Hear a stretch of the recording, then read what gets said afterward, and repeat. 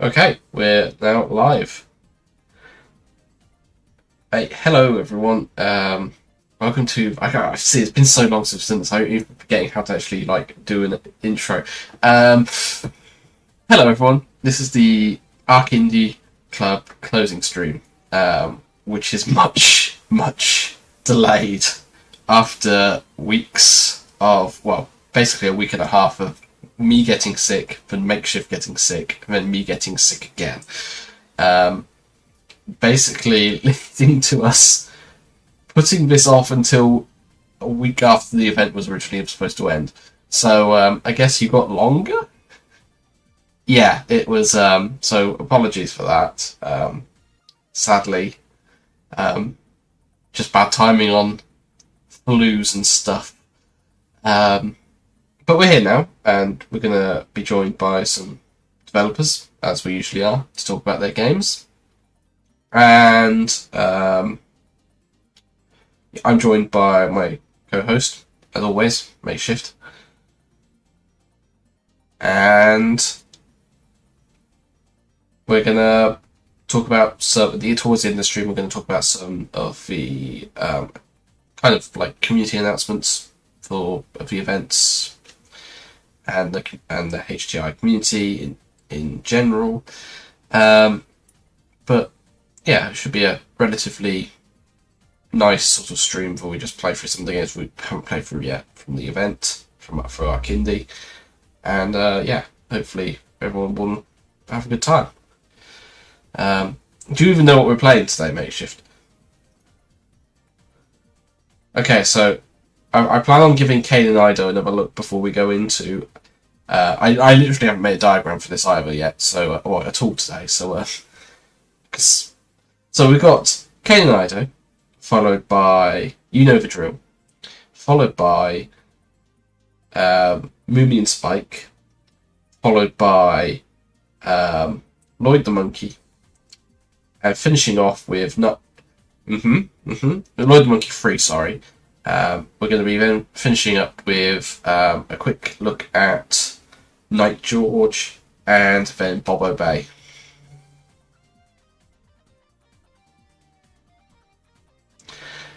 So that's the plan. So sorry I haven't made a graphic today for this. I have not had the time or been well enough really to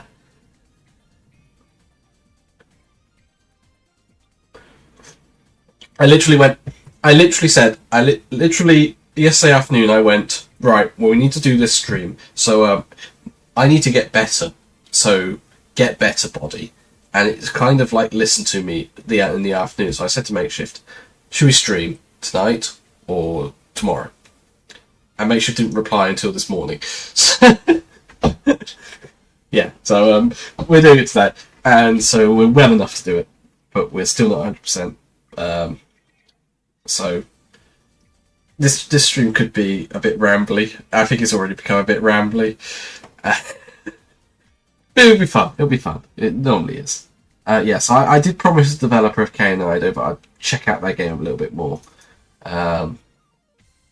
So I will set that up because I did like the look of that, but we just didn't have enough time to properly look at it in the last stream. So we'll get right to that. Yeah. I know. I've got to set everything up.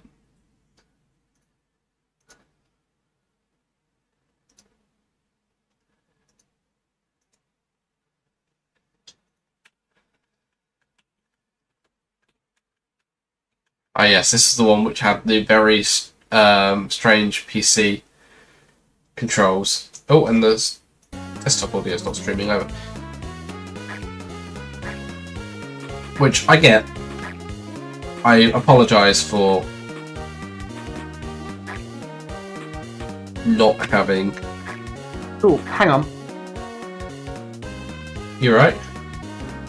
Ah, yes, okay, sorry. I was just checking to see if I could actually hear your voice on the stream. I could, it's fine. That would be really embarrassing. A lot of silence.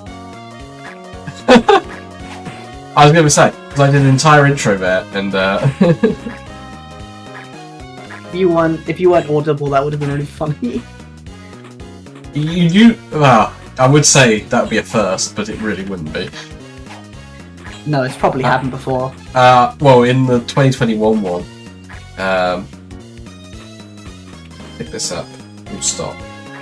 In the 2021 Chow Game Showcase event, I may have accidentally forgot to stream voices for the first 17 minutes. What? So it was just silent footage?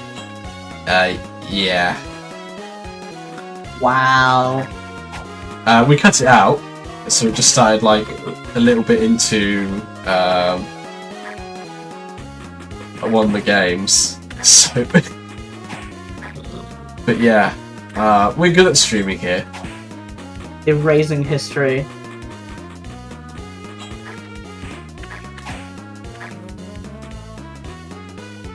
Actually, insane to think you wouldn't have been in that stream. No, I don't think so, because I only started Yeah, last with you guys year. around. Yeah, last year.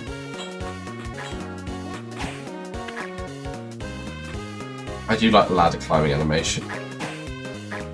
I like all the animations, they're good. They're very, they look kind of like, oh, it's a very specific effect. It's when you put high-res art, Oh, enemy respawning, I wasn't expecting that. Oh. You put high-res art into a program that pixelates things, and then that program is also able to warp that art and then pixelate it as well. Yeah. So it gives a really smooth look to animations, and also automatically. You know, I do pixel art and I've forgotten the term for it. When you move pixels, Is to it make something rasterizing? like it. No, it's when you move that's not it. pixels on like shading to make it look like it's moving more. I've completely forgotten the term somehow. Oh well. Got Yoshi Dog. Yep.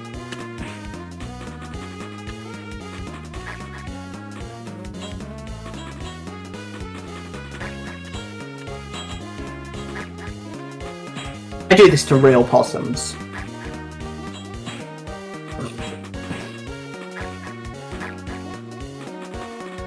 I actually think I've ever seen a possum.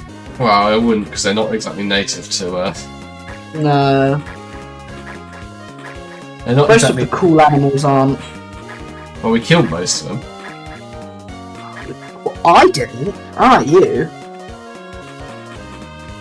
I don't drive. I didn't do anything to the hedgehogs. I was thinking more like bears and wolves. Oh. Well, I mean, I don't think... I think there's a bit of a difference between wanting to see a possum and wanting to see a bear. And it's, Would you not want to see a bear? I don't want to see one. I think bear's pretty cool. Just somewhere where it wouldn't kill me.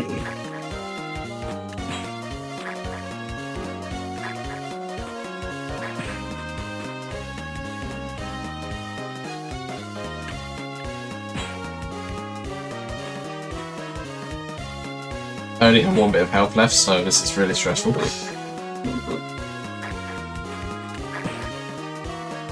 Rip.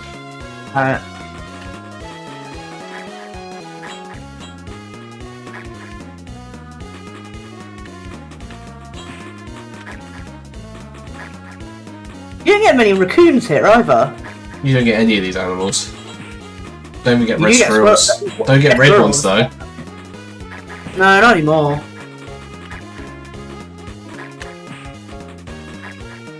That's not our fault though. No, that's grey squirrels.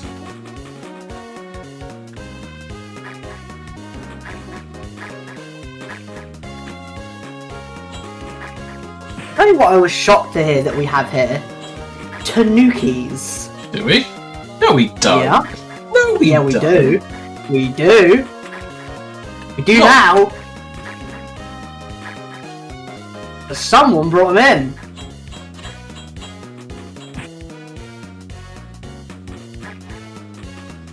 Why? I don't know. Funny, I guess. Wow. They are cute. I think Then- I think like Japanese culture regarding them has kind of ruined any like form of cuteness of them to me, to be honest. They're just big dogs that look like raccoons. Besides, I think media in general ruins the magic of animals a lot. I don't agree with that. I think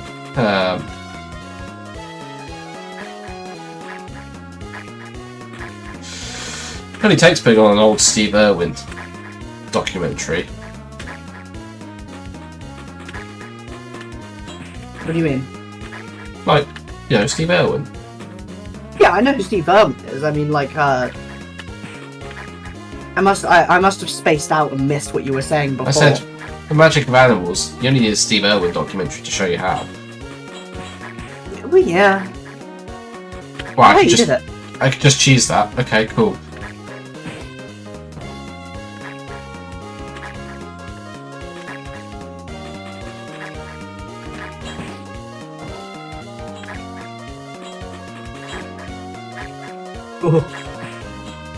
That worked out somehow. That didn't work out at all. Nah. Go for that checkpoint. What is that position? Oh, I can reach it from here. Okay. Oh, I thought you were asking what the raccoon was doing. No, I was Playing asleep. dead. Oh. Interesting. Didn't expect that to happen. But you can attach to the things you throw? Oh, apparently now you can. Oh.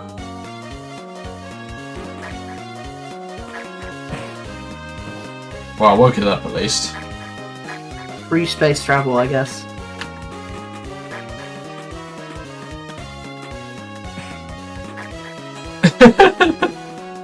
I don't know, Mon, but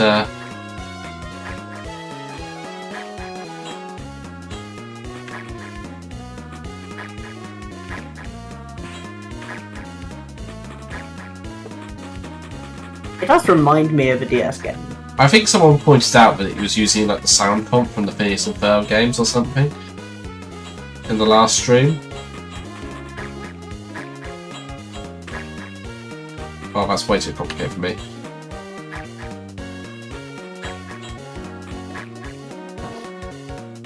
Okay.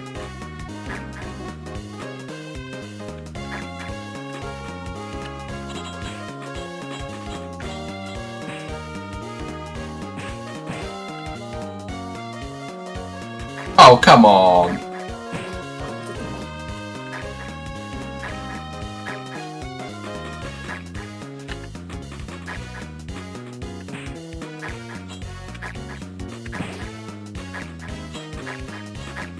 This feels like one of the DS games like my sister would have had, right? That I would have beaten just to spite her. Beaten. Yeah, like she'd just probably struggle and be like, do it for me, and then I wouldn't be very good at it, but I'd beat the game on their save file, just so they wouldn't. Oh, beaten! I thought you said eaten! I thought you were implying that if you didn't like a game that you were playing, you would eat it. Eat the cartridge. No, I never did that to her. No, but that does sound like something you would have done.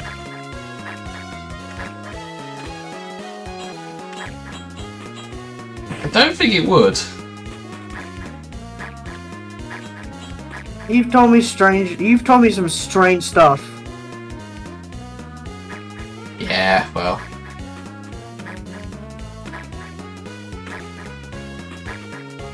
I don't think I'd eat a DS game. No, well, I mean, clearly some amount of people were doing it since they've started putting something on Switch cartridges. That's just 'cause kids are stupid these days. These days, Nah, kids have always been stupid. kids are way more stupid these days.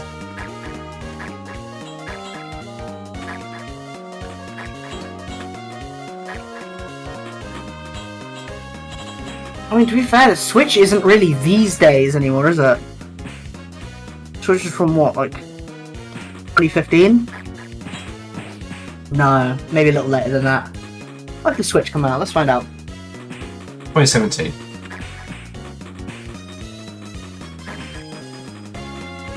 Yeah, 3rd of March 2017. That is not these days anymore. It's actually insane how old that is. Actually saying how old it is and how it still works. I'm stuck. Oh. No, I'm alright. Oh hey, you can grab them through walls. Yeah, that's how my tone works. Fun fact. Ah.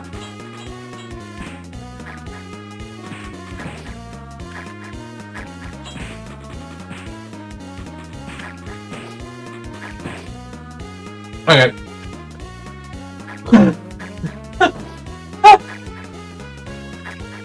You're going well.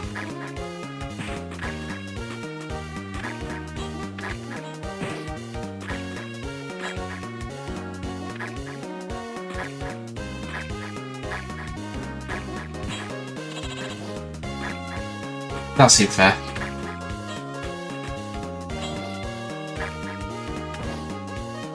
That seemed fair. I think maybe there should be more checkpoints. I'm not sure if it's just me being bad. Or, like, maybe health regen of some kind? Enemies don't drop any sort I've seen any. Enemies don't drop any health restoration. Yeah, I don't think I've ever actually seen any health restoration at all.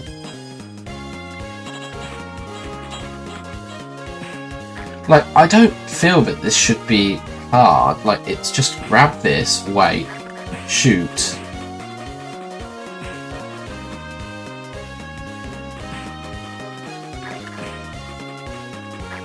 Does the object debris hurt you?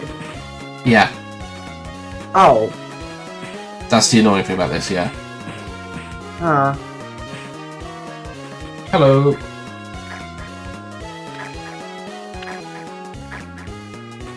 And hello back to this part of the game again. Yeah, that's a really interesting choice as well, but the enemy can just bounce back and hit you and take you far away.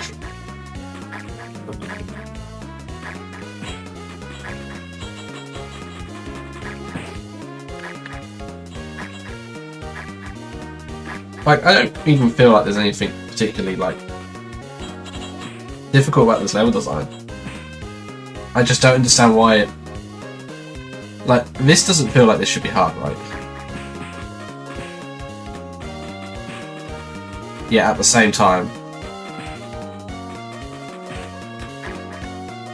I feel like the debris from the... Like, after something has already hit another object, it feels like it being able to hit you again is kind of harsh. Don't know why that wouldn't let me throw it either.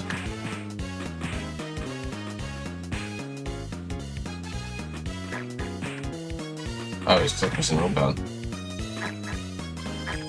Oh, have I just soft rocked myself doing that? Oh. Hang on. How do I swap characters again? He's got a different weapon. There. No, I'm not soft There you rocked. I might swap to this guy for a bit.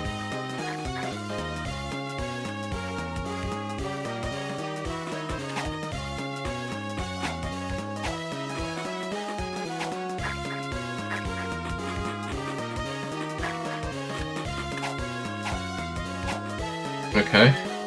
Might be able to pick that up with the tongue. I'm guessing that's the case. Yeah. There's a ball, so I was thinking golf.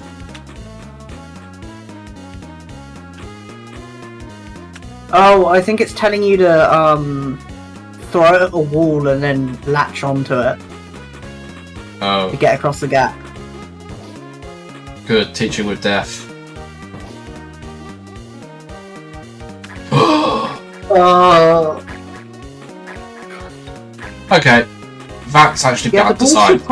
That's the bad ball should design. probably respawn.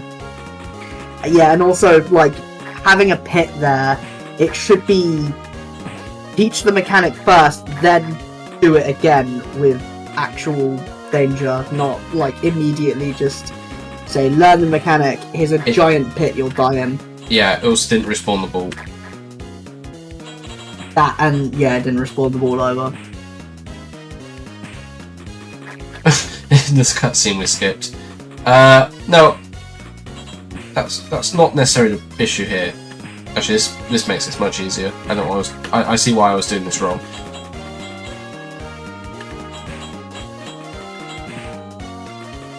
That was kind of on me there.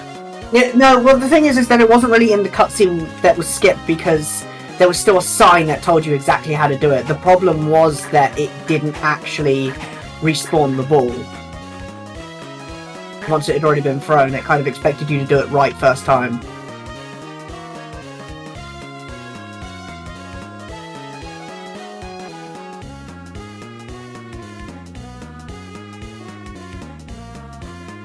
Okay, that is generally a mechanic.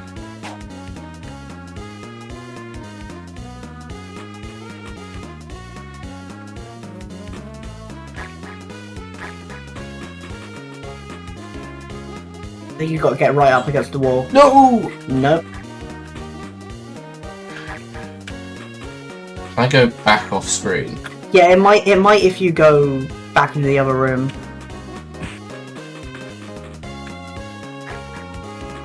Yes. There we go, okay. Right. Go right up against the wall. And far enough that it will, like...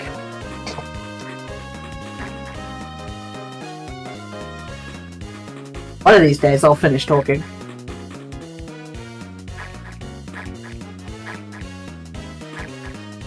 Right. Just trying to do the... Okay, so now it's aiming it up. Now it's aiming it down. Ah! There we go.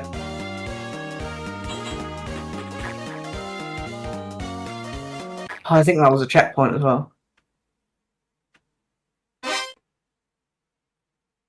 DVDs. DVDs. Weeds. Weeds.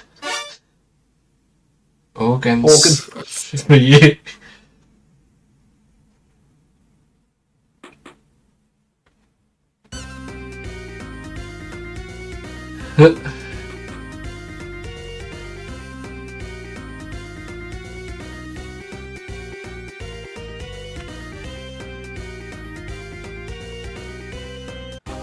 Oh, great. I'm not necessarily sure. Oh, boy.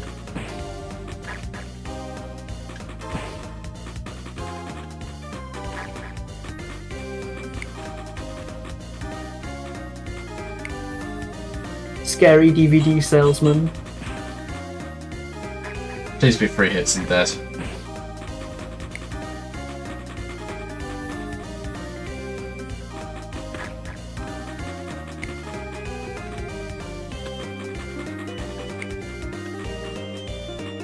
Yeah, I think here maybe the bricks should actually bounce off of the ground or something. They do. Do they? Yeah. No, I mean when they drop. Oh, yeah, they From the just ceiling. despawn super quick. Yeah. It's like how you know the stars in Kirby linger for a bit. Yeah. When enemies, like mini You bosses, want, you kind of want things that like you He jump- expect people to attack with to stay around longer. he and jumps like things a that Mega are- Man. He jumps like a Mega Man 1 boss, and that makes He does me laugh actually. so much. Just like the same pose.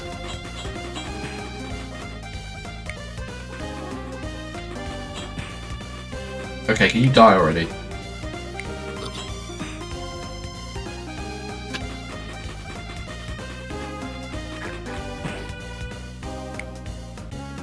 Damn it. Okay, well, it's a checkpoint at least. Let's see if we. Let's get rid of cutscene really quickly. What kind of black market has DVDs but not CDs? That's a good question. Well, since Spotify came around, I don't think necessarily that's been too big. What kind of black market has DVDs in general or CDs? You've obviously not been to a. Oh, really? Have I not been to a black market, dude? I was gonna say a car boot set actually, but. Oh no, I've been to a car boot set. That okay. Is not. That's not enough black markets invincibility and car time. boots are different. That's not enough invincibility time. He just did 3 hits on me. Oh.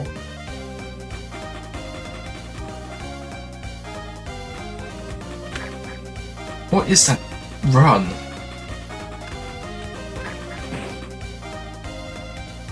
Barrier shoulder bash. Yeah, but it doesn't seem to quite make sense with the speed.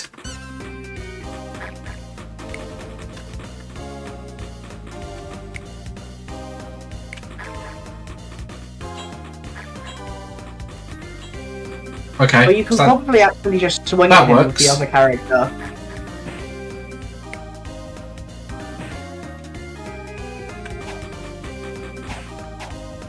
Yeah, you can. Okay.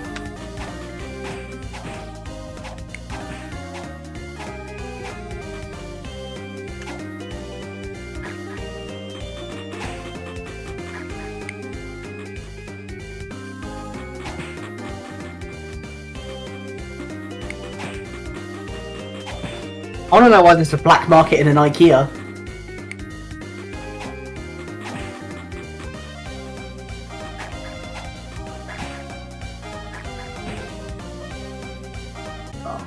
He takes a lot of hits for what is the first boss.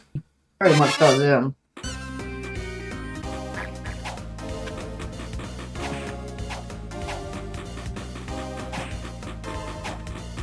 Also, he has way more invincibility time than I do.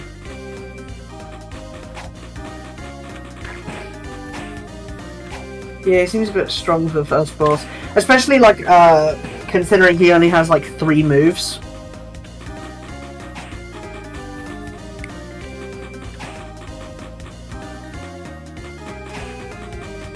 Yeah, I get it's a warehouse.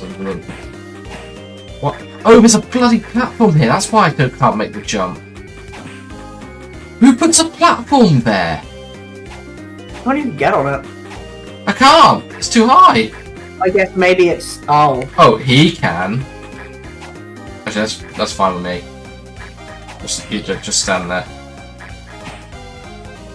Yeah. There he goes. Thanks. Okay, well, as soon as I figured out that was a platform, I kind of understand why I kept getting hit. I genuinely thought you'd already realised it was a platform. No. That was... Oopsie. That took a lot of hits. Yeah, he had way more invincibility time than me, which didn't seem very fair. But, no, I enjoyed that a little bit. A little bit. Yeah, there's a lot of balancing that needs to be done. Yeah, it needs some work. But I think it's along the right lines. Good ideas. Right, okay. Might be worth pinging it to land now. Okay. Do you want me to do that? Yes, please, because I've got to get the game ready. Cool.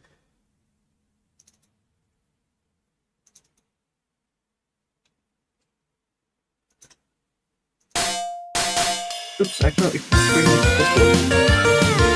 Oh, that's really loud. Uh-oh.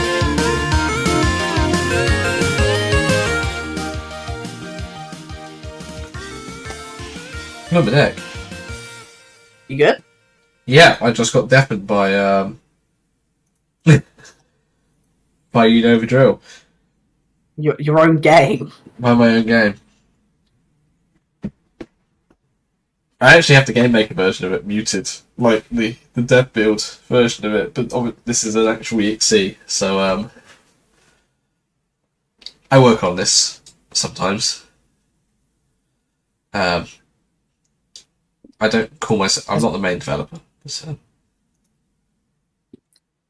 We're joined by the team leader of this game, Alan, or Alan. Hello. Hello.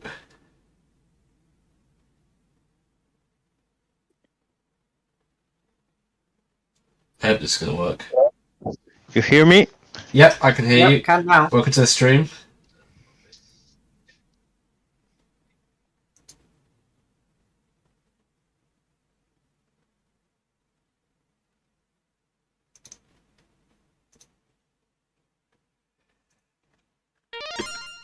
Oh, I didn't mean to press that. You hear me? Yep, I can hear you. Yep.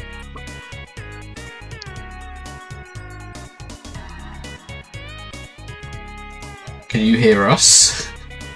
Yeah. Well, I'm having a little trouble here. You good? Well, it's the headphone that's a little buggy here. Ah. I guess worst case, hear us through the stream. Oh, but that might be quite delayed. Very delayed.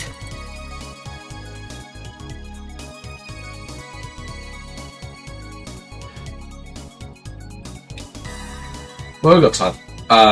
I'll be going through the mines levels during this playthrough. The temple levels are already shown off as an arcINDIE event, so we'll be doing the mines.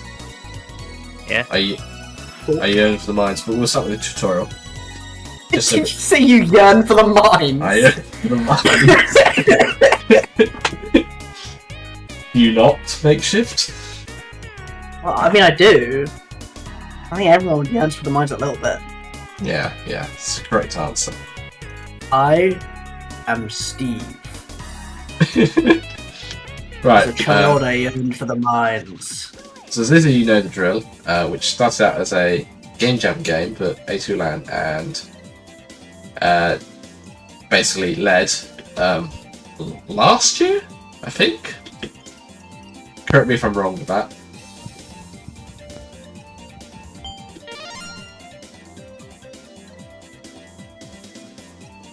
Just having some Yeah. headphone related technical difficulties.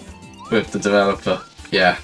So this tutorial level started out as just literally the level that was in the game jam. So it's very simple. You have to navigate downwards through a cave system consisting of multiple layers. Before your power runs out, and you can collect energy cells to do that, or without falling on any traps that will kill you.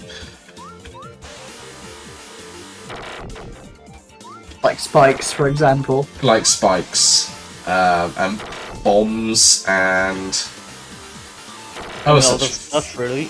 Yeah. If you could think of something that would be underground that would kill you, it's in this game. Well, Snakes. depends on the environment, but yeah. Snakes? I've never seen an underground snake, but sure. Spelunky said it was true, so True. and you know that game's like gospel. Mm-hmm. Originally we were planning to have an overworld with this demo, but we kind of ran out of time. Yeah, I apologize about that. It's not too big of an issue. It'll probably be in the next demo or when the game finally fully comes out. But, Yeah, probably. But we're moving to GMS2, and we started the porting process this year, but it's been taking a bit of a longer time than we anticipated. So Yeah. It always does. Yeah, it does. These The game things is do. not as easy as I thought. Huh? So this is the first level of the, I guess, would be the story mode, and you can see things are getting a little bit more tricky. We've now got these tiles that when you jump on them, a stalactite comes down. It gets scary. They turn the tile into spikes.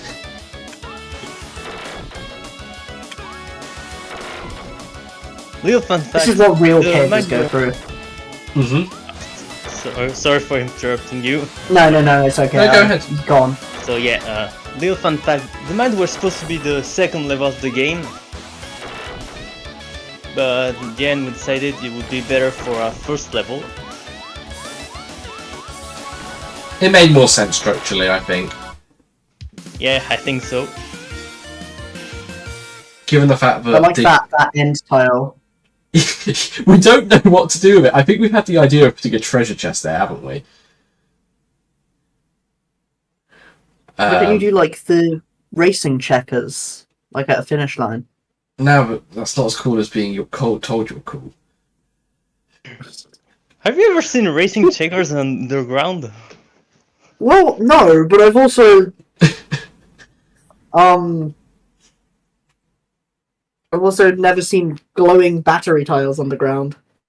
Oh, I have. There's I guess an I just not. explanation in lore about that, but I don't think there needs to be, because the amount of times I've like dug through like just our garden and found like old batteries and things is ridiculous. He's just drinking the acid out of the batteries. Well, yeah, how is this? How Chewing is the this lithium real? like gum. So this is like probably, Horizon's electrolyte blade. I think this is my favourite mechanic that we added to the game. TNT. Oh, cool. They blow up tiles.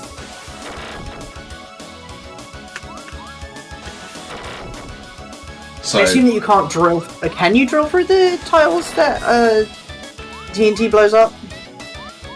no. Are they just visually different? No, you can't. So if they're like, if the tile I'm standing on here is dangerous, this one is just you can't drill through, and then these ones you can. Okay. Yeah. So these ones are dangerous. I'm standing on. These I can't. These are like their special stalactite tiles. They all have like their own unique graphic, which is important for like telling. Well, I guess Ace will have to talk about that a bit more, because they're the person in charge of art. Sorry,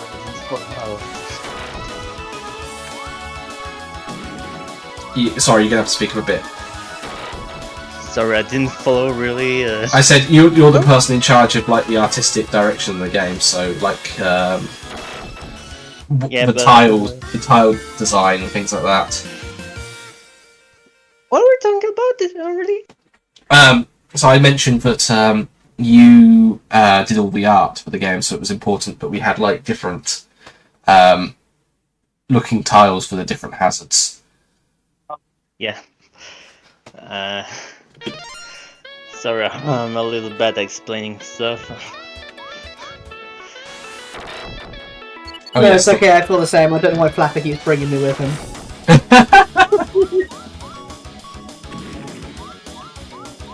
This is the minecart world as well. Those walls. Yeah, you can't go on those, but you can blow them up. Just like real life. Yes. Oh, that's fun.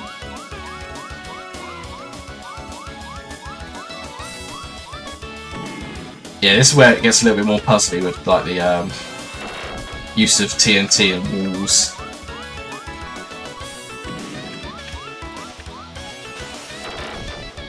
I actually really like how this level turned out.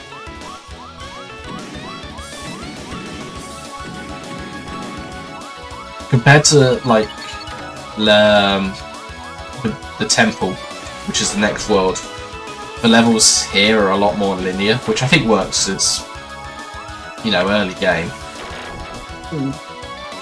I agree.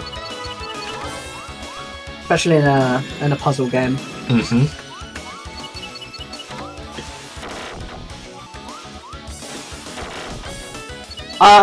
One thing I want to say is I feel like maybe Oh, I do like the fact that the TNT that you actually can't step on to blow up is a different texture. That's useful.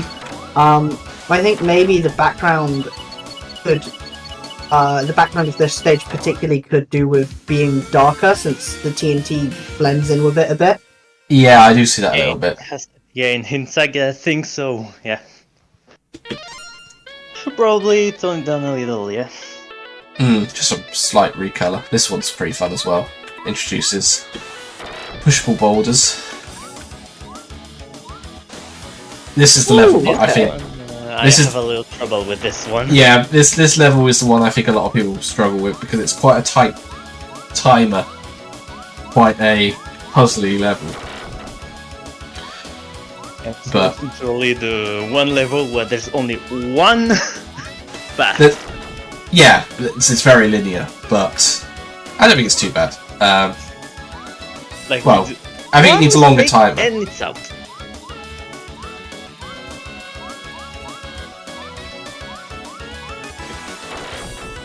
I know you had a lot of trouble with this one.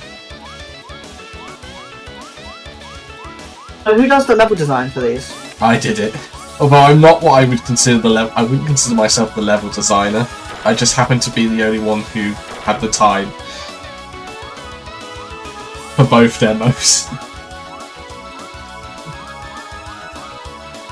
I think that makes you a level designer, buddy. I don't want to. Is that too much of a commitment? I don't even know how I started working on this game, to be honest. I kind of just offered.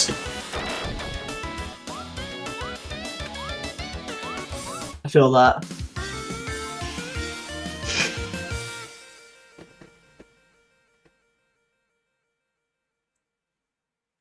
Yeah, it is like the pushable blocks in Chips Challenge. That was kind of the idea behind them. Oh, how did they... Yeah, I thought I disabled them in this build. Thank you, JJ. I swear. So those lines at the top of the screen, there are like debug lines to see. Oh. I keep accidentally turning them on, I think. I don't... I didn't mention it because I just assumed it was meant to be there for some reason. Yeah, no, those are debug lines. It seems to be like, it seems to be that I remove them from one stage and they get turned on in another. I'm gonna blame Game Maker Studio 1. I think it's easy to blame Game Maker. I think that's what I'm gonna do. This was the latest build as well. I swear I fixed them. Never mind. Yeah. So that is all the new content. Oh, except the boss. I forgot about the boss. Yeah, the boss. I forgot we even had this. It was literally the last thing I broke.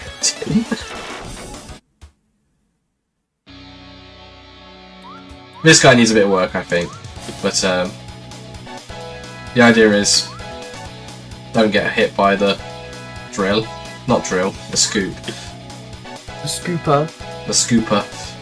FNAF law.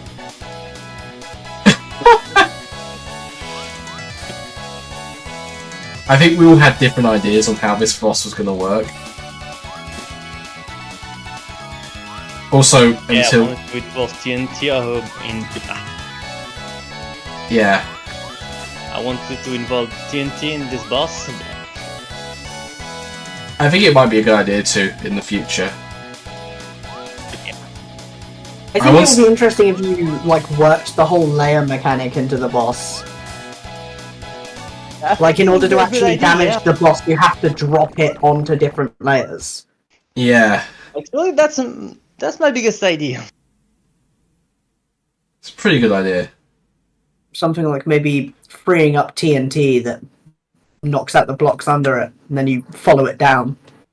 Yeah, you break the ground and the digger falls and it gets damaged the more. Oh. Oh. Oh, this bug's back. You what's really up? should put a gold tie in the middle. Thing is, I fixed this. I swear I had. Yeah, I should put one in the middle. It's probably an earlier build or something. Maybe. It's 1.6. What was the last build that we uploaded?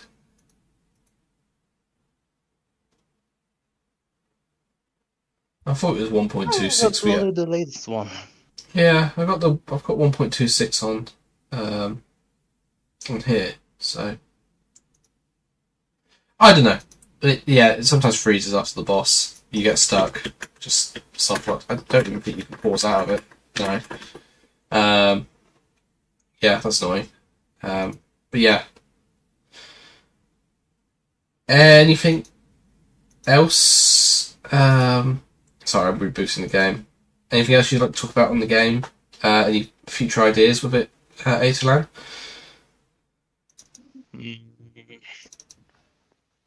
I don't think I have a lot to say more.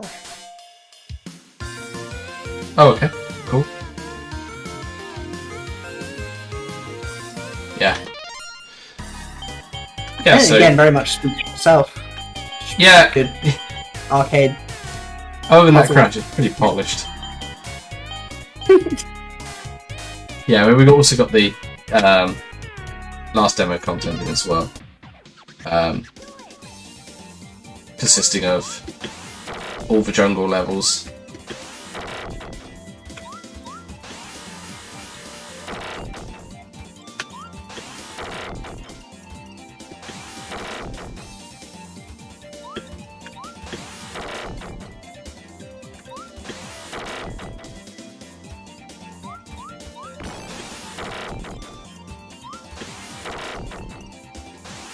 These levels have a lot more collectibles. Oh, you're not streaming it. I forgot. Was I never streaming it? No, you were. You just didn't Okay. stream this instance. Okay, yeah. Just So because you're I not, didn't. you're not missed much, it's just a jungle level. Yeah. In fact, I just killed myself, so well done me. Yeah, it's basically the same level as before. Yeah, these levels haven't had any changes at all. Except I think I may have fixed one hole in the floor that you could fall through and you weren't supposed to.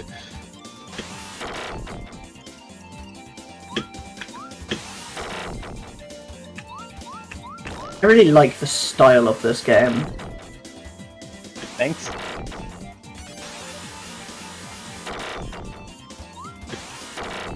Yeah, full credit to Atalan, specifically for like all the like visual presentation of this. And sound. You And made sound. the previous style.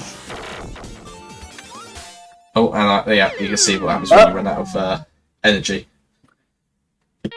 You die. You die.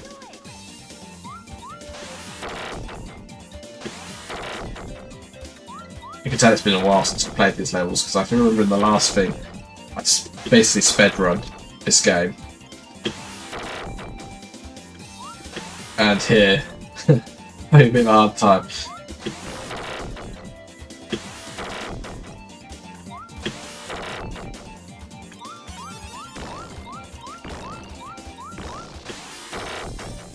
I think that the sound design very much reminds me, like, particularly of a lot of the sounds in Rystar. What do you think about it? The boulder, like, the boulder hitting the floor in particular sounds like a sound from Rystar. Those are very beefy sounds. To make it sound like a boulder. It does sound like a boulder.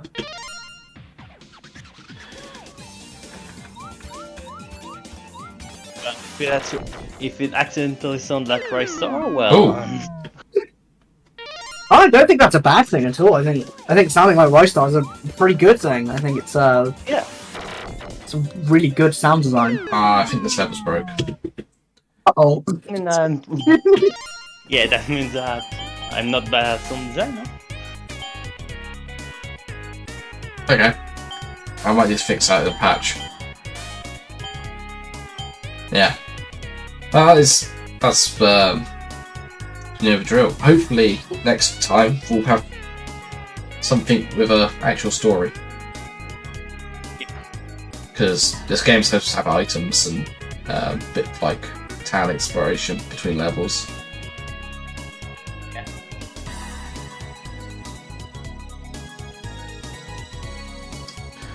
Yeah, can't really, I don't think there's much more to say about this, to be honest. About this, I don't have much more to say. No, well, thanks for joining us, X-Man. Oh, and before I go, I made the music for arcINDIE, if you heard it. Yes! Yes, Yeah, that it's is really true. The arcINDIE theme. It's, A2Lands. We Yeah, I commissioned made it. We commissioned that. It's really good. And that's it, I guess. That's that. Yeah, thank you for that. Thank you for welcoming me. It's not a problem. Yeah, I'll catch you later. Bye. Bye. Bye. Okay. We'll be Alright. going up for let me just check. How did this level break? I know how it broke, JTN. The issue is that the room sizes are like, we have like two types of room sort of resolution for the screens, and it defaults. I changed the default to use the new one, and some of the old levels use the old one still, and they got confused, so it looks like that's what's happened.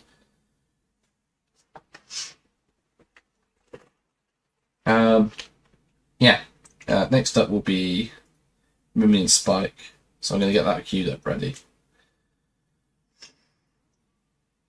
Alright, well, I'll be right back. If that's okay.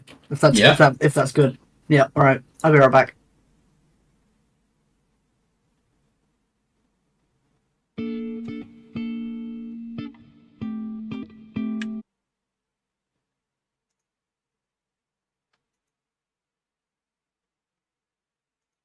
Hello. Oh, you're in. That's quick. Didn't even type that. Yeah. Hello. Welcome. Yeah. Hello. Yeah, I had the stream open, so I just had it in the background while I was working. Ah, yeah, that makes sense. Yeah. Let me just stream the thing. Mimi and Spike. Bit upon the game capture as well. There we go. That should pop up in a second. If it, yep, there we go. Oh. It's on screen. Yeah. So, why don't you tell us a bit about while we wait for Makeshift? Why don't you just tell us a bit about what this game is? Sure. So, And introduce yourself, of course. Oh, hello. Sure. So, hello, I'm Sadega. My actual name's Josh. I'm part of a two-man team, so it's myself and my partner Alvin. That we've been working on this for. I think we started last year around like February. Oh yeah. And yeah, this is a 3D platformer passion project that's sort of like a combination of all the games that like I grew up with, like combined. Nice. Wow. So what kind of 3D platformers do you take inspiration from?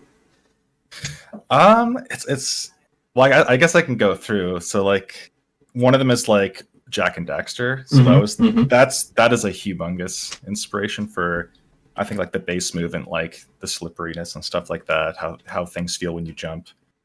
Then we added in like from iNinja, just the kind of speed you get. If you've ever played that game, there's these levels where you like throw out a chain and swing around stuff and whatever.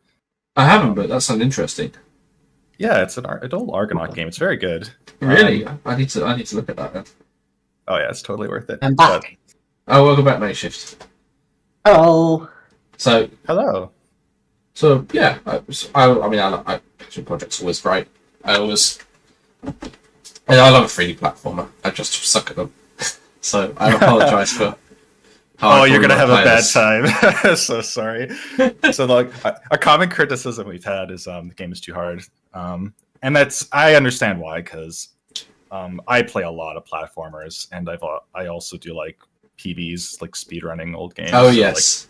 So it definitely has dev difficulty where we're just trying to pull the difficulty back, but yeah, for right now you might find it quite hard when you hit the certain parts, so just be ready for that.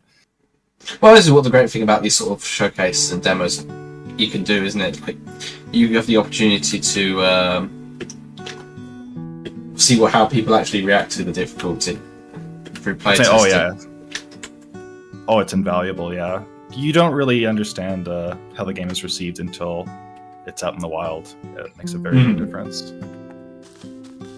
So I'm also going to apologise for playing with a mouse and keyboard. That's fine. my controller seems to just have given up on connecting to my computer. Is it a Bluetooth one? No, it's also wired. Oh, okay. I was gonna say, if it's Bluetooth, well, there's your problem. But if it's wired, I'm so sorry. Okay. No, this controls nicely with a mouse and keyboard, actually. I think it's got a good balance between the mouse movement for the camera and Yeah, like arcINDIE. So actually, this is probably the nicest 3D platformer I've actually played with a mouse and keyboard. oh really? I'm generally feeling quite smooth with the turning speed and things like this with all directions. Yeah, you do have a if you do want to change the settings, there is a very crude UI right now. We have a much better one in the current version I'm working on. But yeah, for now this one's satisfactory. So. This is excellent, especially with having that for mouse and keyboard is really important. Yeah.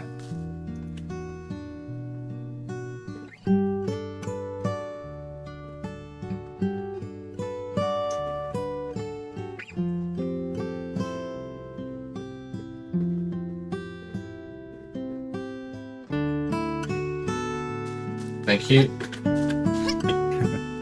Yeah, so like I think for when we tried to get this ready for arcINDIE, there's a lot of things that we wanted to do, but we didn't quite have enough time for. So one of them is like voice acting is one, and I don't mean like full voice acting. There'll probably be some parts of the game that have actual cutscenes sparingly, but we definitely wanted to have like the Banjo-Kazooie sort of. Yeah. Oh, that's always fun. Yeah. Oh, I love that stuff. I remember we did that on one of my games, Planet Mush. Oh yeah. And we wrote a system for it. We wrote a system for that, and it was incredibly, because you could put any sound effects you like into it. So at one point we had it doing like we recorded one of our friends burping into it, and it would like offset it with different frequencies and things like that. Oh my absolutely God. Hilarious. Oh, that sounds sick. Oh, the other beetle didn't count. Yeah, so this is a hitbox bug. That beetle back there didn't count when you kicked him out. Not this one, the one back there. Oh, this one is it? Yeah, just Right, It's sort of what abusing more. There we go. Yeah, there's another one. It's dialogue like- in. Yeah, continue, sorry. No, it's okay. Sorry, I actually need to be able to finish my thought before speaking it. What was I gonna say? Oh right. So on the topic of the like Banjo-Kazooie type speaking, the game I worked on for arcINDIE does an extremely similar thing. Except it's just like every time it plays a voice blip, it randomly shifts the pitch and the positioning in your headphones. And Oh, okay. EDM's dialogue is just a very brief clip of Gilbert Gottfried. Gilbert God. Oh my god, what a voice. It's like the most recognizable voice in cinema, man. Oh yeah, Rest his soul. slightly pitched up, but that's about it. Yeah. I know what the last one is. Cool. Oh, no, okay. How do you get all the way up there? Oh, the ladybirds that can fly, I forget. Hold on.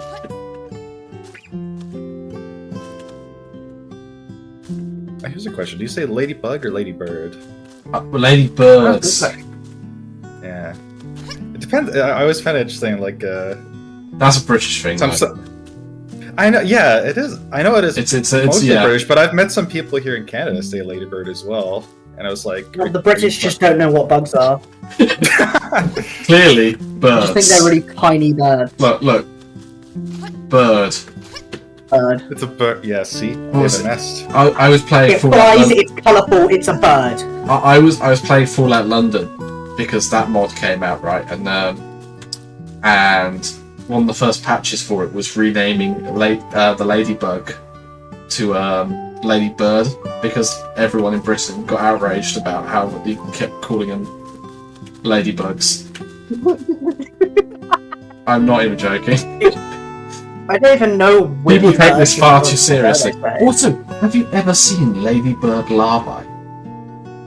No, I haven't. No! They are so interesting. Do they just look like normal larvae? Or like, No, do they- later. yeah. Later I'll show. But they are super interesting. They don't look anything like ladybirds. Right. I mean, can talk to this to be person, fair, can't I? caterpillars don't look anything like Yeah, it's kind of like the butterflies. same thing. Yeah, it's kind of like the same thing, but even more insane. Huh. I'd never seen one before, and then one crawled out on my beer once. Your beard? Oh! Yeah, Or your beard? my beer. Oh, shit. Alright. Interesting. I guess it was thirsty. When we googled it, because we thought it was some sort of like venomous creature.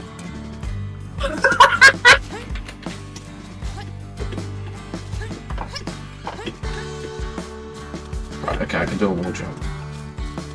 I used to think ladybugs were actually dangerous, but like specifically the yellow ones I thought were dangerous. Okay. Oh, they weren't I right. or don't something. remember. I think my parents had told me that, like the red ones were safe and then the other colours were dangerous or something. I think you made the mistake of those ones are not indigenous to the UK and therefore are invasive species. Oh, that might have been what I had originally been told. Oh, really. close, close. Almost. Close, but no cigar.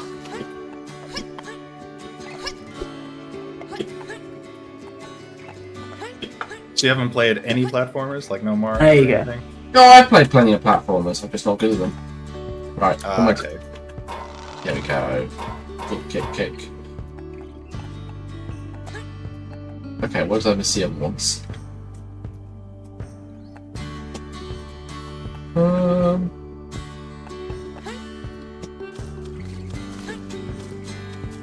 Yeah, this is one that was changed many times for difficulty reasons. I think it still might be too hard, so we'll see what happens. I have to give the dev secrets. Ooh, maybe not. Nearly. It's a little long. There we go. There you go. Yeah, this is so.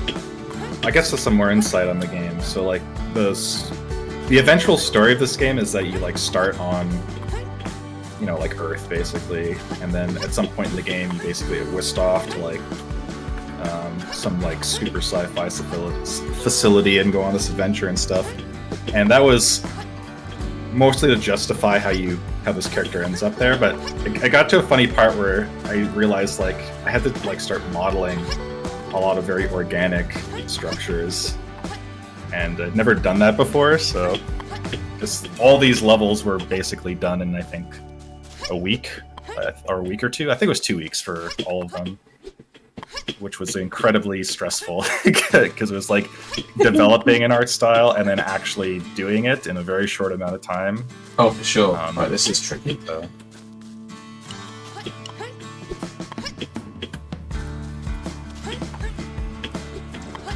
There we go. There you go. That is quite tricky. Yeah, this is another one that we're also. Do you only get to double jump once? Like while doing Yeah. the wall jump? Ah, okay. Yeah. So the way that this works is well, actually, I'll let you try to figure it out first, but I can give you like a hint if you need it.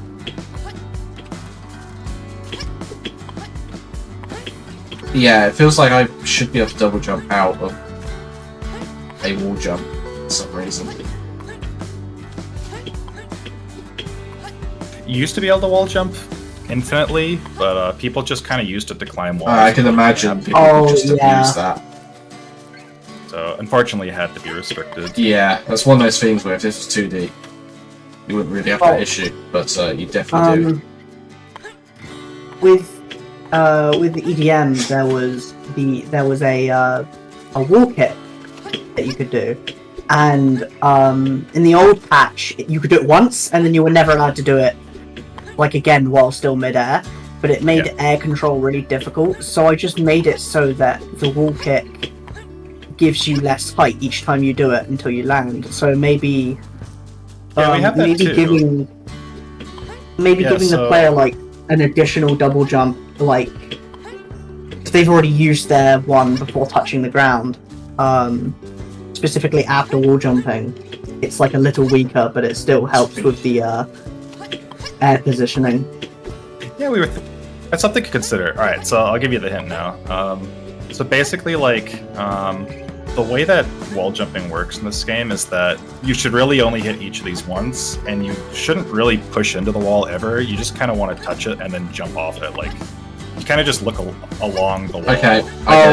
Like that, yeah. Yeah. If you push back into the wall, then all the speed that you got from it is just killed. So if anything, it's more like a it's more like a wall run, like. But you don't run on the wall. Issue with that is that when you do this, the camera doesn't support a sort of go over here now kind of thing, if that makes sense. Yeah. So it doesn't like if I swap the camera around here, I get a lot of momentum that way. But if I am just doing this, I go back. So it looks like I can't do that. Yeah. But when I can, and once you realise that, you get it, but it takes a bit. Yeah. Wall jumping is a very, unfortunately, not well communicated mechanic in the game, so that's another one that is to the point where it might have to change. It looks like a fun mechanic. It works. Like this is actually a really nice wall jump. The way it actually works looks really nice. It's just that it needs to be maybe more properly explained, and maybe the wall jump should hijack the camera a little bit. To sort of have you face a little bit more to the edge of the wall. Yeah, maybe. I personally hate games that do that a lot. I get that as well. No, I totally get that. Like I hate when movement and camera is hijacked, but a little bit of it is good for game feel because it makes you as a player feel a little bit more like you have more control. It has to be something that if someone moves a camera while it's happening, their camera input overrides it. If that makes sense. It's kind of like it's like when you randomize something, you want to have something in that randomization that makes sure that two similar things don't happen at one after another. It's technically less random, but it feels more random. And it's a very similar thing with sort of camera movement and general player movement for game feel. Is that you want to be a little bit. You want to have like a little bit of pushing the player in the right direction, because if you give a player full control over absolutely everything, what ends up happening is they end up feeling like they aren't really very good at what they're trying to do. And it doesn't ever have to be like later Sonic game level, like loop level of hijacking. It can just be, which is awful. So do that. Yeah, which is absolutely horrendous. Nice, get the loop-de-loop going. Yeah, I understand what you're saying. You want it to be like, it should be subtle enough that you don't realize it's happening, sort of thing. It's exactly. just, yeah. it does the part that you would, an experienced player would do on their own. So Yeah. And, you know, Yeah. you can always have it just be a setting as well. You can always be like... another one I was want- actually, another one I was thinking of is, well, once again, I'm just avoiding doing that because I'm very stubborn with that. Just to be real, like I very much against doing anything automatic. But another one was having where if you touch a wall that is a valid wall jump, you kind of like stick to it and slide on it, sort of like maybe not Prince of Persia. Actually, maybe Prince of Persia style, like. But you have time to turn the camera and like slide down it. Slide down the wall, and then you can jump off it, and you get like all your speed back, sort of thing. It's a much easier thing to do in 2D, because in 2D you can just Everything's say, easier in 2D. We agree on that. Yeah, you do this, if you're pressing a button, then it does it. But then in 3D, you've got to think about, well, the player is more commonly pressing directional buttons, so you can't really use directional buttons for, like, that kind of thing. You can't just say, oh, if they stop holding a direction, then they won't slide on a wall. You can do that in 2D. In 3D, they're always holding a direction, so yeah, you can't just be like, oh, if they're holding up, because that's forward now. So, I mean, the best way I would really suggest doing it is, if they're holding jump against a wall, they slide, and then you let go, and then you like, hop off.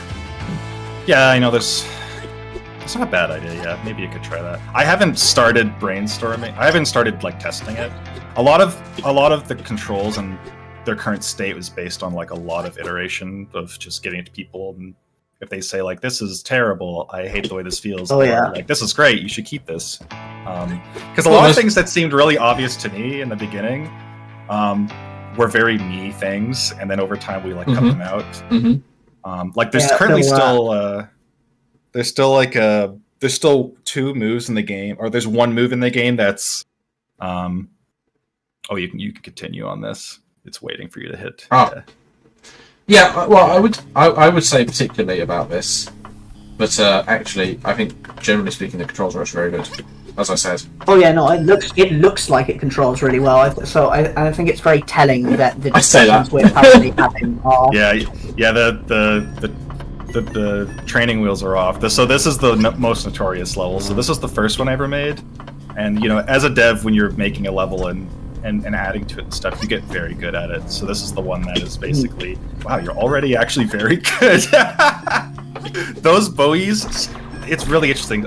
People, I just straight up die. Yeah. You can break these turrets. It's the same combo for the ladybirds. So you gotta smush it and kick it. I think it's very telling that the discussions we're currently having about the control scheme are all about, like, specifically how to, like, tidy them up, and that's about it. That's why you missed your chance. It's a very short window. Yeah. Oop. Okay. There you go. Rip. Yeah. Doing good. Turrets are tough. Tell me about it. I know, yeah. A lot of this level is anyway. Like I was saying, like when you're a dev and you get used to playing your level, you get really good at them. And this level is the most egregious offender of, like, I have literally at showcases in person, right? People have problems with, like, can you show me this? I'm like, sure. Let me just, like, go back to the beginning of the puzzle, and I'll hold the strafe key, which locks the camera, and then play the level backwards to get to the right spot, and then show them how to do it. And I mean, like, literally walking backwards where you can't see where you're going, as sort of like a flex. So yeah, I feel like it's a really common thing to make a level and then have a bunch of people play it, and a bunch of the stuff that you thought was just, like, it made complete sense actually did not. Like, the amount of people that got lost in the level in the game that I submitted when I was like, oh, this level design makes complete sense and guides you correctly. Apparently it did not. Yeah. It's like That's I how was saying, like you need a Oh. lot of iteration to get those kind of issues worked out. Oh yeah, the ragdoll. Oh, that's another funny one. So when it was literally as a joke, someone suggested you should make a ragdoll like for like dying because I play a lot of Team Fortress and like ragdolls in that game is hilarious. And they're like, yeah, okay, sure. Like, and then I turned it on, and it was so funny that the death animation, like the death ragdoll, used to be like 10 full seconds because I was just laughing so hard. I thought everyone would find it so funny. And some people don't. They're like, I want to play the game. Like, can I skip this? So yeah, I had to like significantly reduce the ragdoll time, but it used to be a real kick for me. I think ragdolls are really funny, especially when they get flung. Yeah. It's like a GTA. There's a lot in TF2. Oh, TF2 is great. I think the lock-on for this needs to be a bit wider on the screen. It's mostly by distance, so it will actually connect off screen. It's really, really wide for the angle, but it's the distance that's quite short.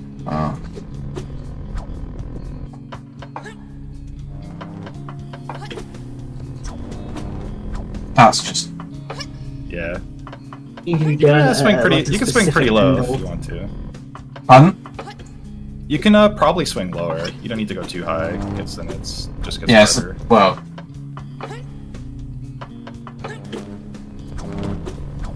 it's hitting it is the problem. Yeah. You can do it, I believe in you. It goes against my... Yeah. Oh, and another one. So like, I don't think this is really taught in the tutorial because this, once again, this is like this level's kind of duct taped on to like what we had, just so that we could, we'd have something to show at arcINDIE. But in the tutorial, actually, it would have explained that when you're swinging to something, you have a special jump. So if you're like still holding left click and you jump, Umi will do like a backflip, and that jump is not a double jump, so you're still allowed to double jump after that. So I see.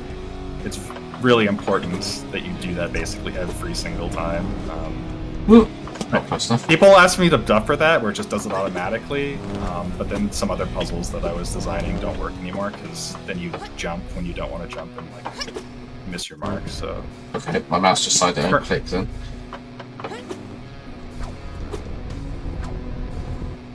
Oh, come on! I can do this. It is definitely the kind of thing that needs, like, you need to learn the rhythm of it. yeah, absolutely. And I have no rhythm. Oh, no.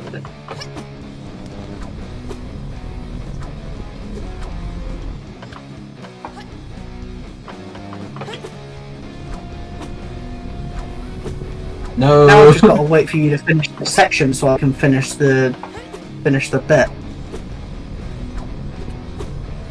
Oh. No.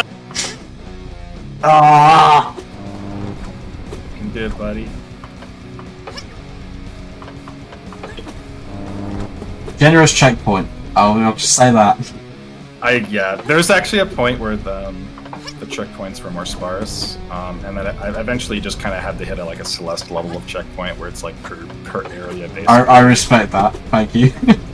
Yeah. No, I give always me. forget to add sections. Oh, you know what's a really actually kind of an interesting criticism. So like I mentioned, dying used to be a really gruelingly long. Actually, death used to be horrible. Death used to like send you all the way back to the beginning, which I kind of expected that. I kind of feared that would be the case. Yeah. It got to the point where people were like rage quitting the game because they're like, I don't want to walk all the way back to where I was just to die, and then like, okay, understandable. And then Yeah, I had that issue with my game as well. Oh yeah. Go on. Yeah, and then we had the really long death timer, so that got shortened. And then basically like it's kind of in like a Celeste area now where it's like a really short death. But now and comparably it does kind of have that difficulty, like in a weird 3D kind of way. Like it's really every small chunk, like these two buoys, the checkpoints right after them, right? Like so you have one here. I know. I saw it and I was getting very excited. Yeah. So like it really is kind of getting to that point. And now it's starting to, like, through our playtesting, it really comes down to the player. Not whether or not they can do it, but like how they react to this type of gameplay. Because, like how do I put it? There are some people like that love challenge, and no matter how hard the levels get, they just push through it. Like people who have basically played like Celeste and they've completed like Farewell, right? Like the after game. Oh yes. Yeah, which is a great. Oh, I lost. There we go. Nice. I think it's been too long for me to finish it. But anyway, yeah, some people really like that kind of difficulty, and some people get very frustrated, and that's another problem that we're running into, where it's like, how do you make something hard but not frustrating? And currently, like, it's definitely frustrating for some people, so it's like trying to figure out how to satisfy two very different demographics, I guess, really. So. Well, I mean, you've already got most of the how to not make it frustrating down, you know, common checkpoints, fast respawn time. Those are really the best ways to avoid frustration in a difficult game. Very few, basically no penalty to death. Yeah. Like, you play a game like Super Meat Boy and you kind of get like that. Like, oh, that was my fault and I can immediately retry again. Type gameplay. I think you've really got it like down. Yeah, I guess now it's basically coming to the point where it's like let's say the game had like a campaign, right, and then like a bunch of side missions. Do you build the campaign for the average person, where it's like it will never really ask a whole lot of you, so you can just play the story? Like, do you slowly crank it up until you get like to the same brutal difficulty, or do you keep it approachable and you just leave the difficulty in side missions? It's like that's a good question, because I think it really depends on what you want to make, though, not really what like other people want to see from the game. I think if you want to make a difficult game, is it a collectathon or is it a linear go A to B kind of platformer? You know, its main gameplay loop is very much like Jack, where you have 100 or whatever stars or power cells or cores or whatever you want to call them, and you collect those, and as you collect them, the game opens up and you collect more stuff. But simultaneously, much like Jak and Daxter or Mario or other games that use that formula, you don't need all of them to finish the game. Like you need 70 of them, and then it's like, yeah, good enough, whatever. So it's like, do you make those 70 or however many you want to use? Place a bunch of easy ones around. Yeah, this is going to be. If you beat this, you can say that you've mastered this level. You don't even have to do the rest of it, because this is the jump, the skill check. I can see what to do though. I kind of got how to go around the buoys. I think maybe the problem you're encountering is that you're releasing the jump button too late, so you're actually taking away some of the momentum you could have had. That's definitely it.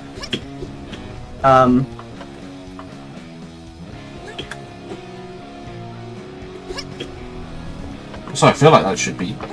Oh right, another one. When you swing on something, interesting. You swing on something, you get your air jump back. Oh, okay. Yeah.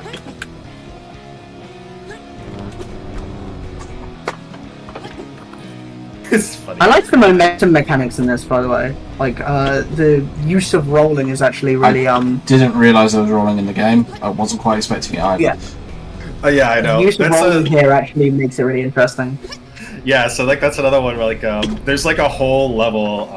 I don't know if I don't know if maybe I can post it somewhere, but like there's literally an entire tutorial section that just wasn't ready in time, where you learn the mechanics of roll and what it can do, and it's like one of them is its biggest mechanic is it has infinite speed preservation, so it will never decay. Like if you're running and you start, you pick up a bunch of speed and you land, your speed will decay very fast back to your normal running speed. Yeah. But if you're rolling, rolling doesn't do that. It doesn't do that, and that's like the best part about it, that you can capture speed with it. Kind of in a weird, like, I don't know, is it Jet Set Radio? Maybe it's Sonic. I'm not really sure where that mechanic came from, but I put it in partially because you can't b-hop in this game, but it's like you got basically like a 5-frame window to do it. Oh, come on, I was in range of that. But yeah, you got like a really small window to b-hop in this game, but you can do it. And then I was like, do I want to make puzzles around this? I feel like that's pushing it too hard. And so we had to roll. One, because we wanted to like be able to roll through pipes and stuff, because I just thought it's funny. But something actually from Pitfall, like the 2002 version of Pitfall. I don't know if you've ever played that. Another really funny game. And then yeah, we're like, what can we do with this? You know, like I feel like anytime you add an ability to a game, you should be milking that ability for everything you possibly can. Like, you should try to squeeze as much playability out of that as possible, rather than just, you know, ability spamming. So, just a little bit. Yeah, well, I think.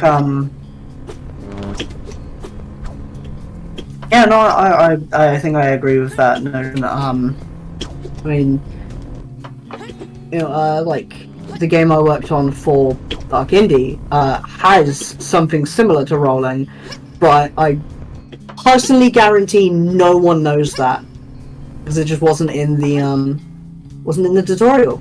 The tutorial it explains that you can crouch when you're going fast. What the tutorial does not explain is that said crouch actually gives you. Oh no! You didn't do that spike jump. Oh, you're so close. I realised I'd done it wrong. Second.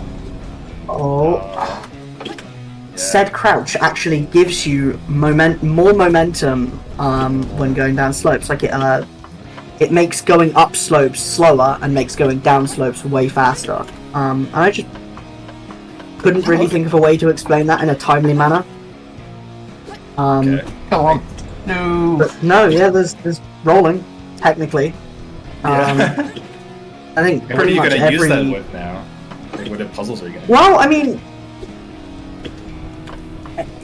I don't know because you know, like with crouching in the game, you can just as long as you're boosting in any capacity, you can do it. Because a lot of sections require it. Because, you know, as you phrased it, I need to milk as much as I can out of the crouching ability. But as for that sort of thing, I guess really it's just sort of additive to the constant speed game mechanic I added, which is like if you're dashing and you press the attack button, then you get, like while going through something you can destroy, you will get a slight boost of speed and your max speed will go up, and that is your max speed for both normal movement and crouching. He's right on the edge. He's almost there. So if you're crouching and you've got like max boost speed, you can go like really, really fast down slopes. But I haven't really worked out what I want to use that for yet. Can you use to like jump over long gaps or? Well, there is a ramp mechanic in the game, you know, and it sends you higher and further depending on how fast you're going into it.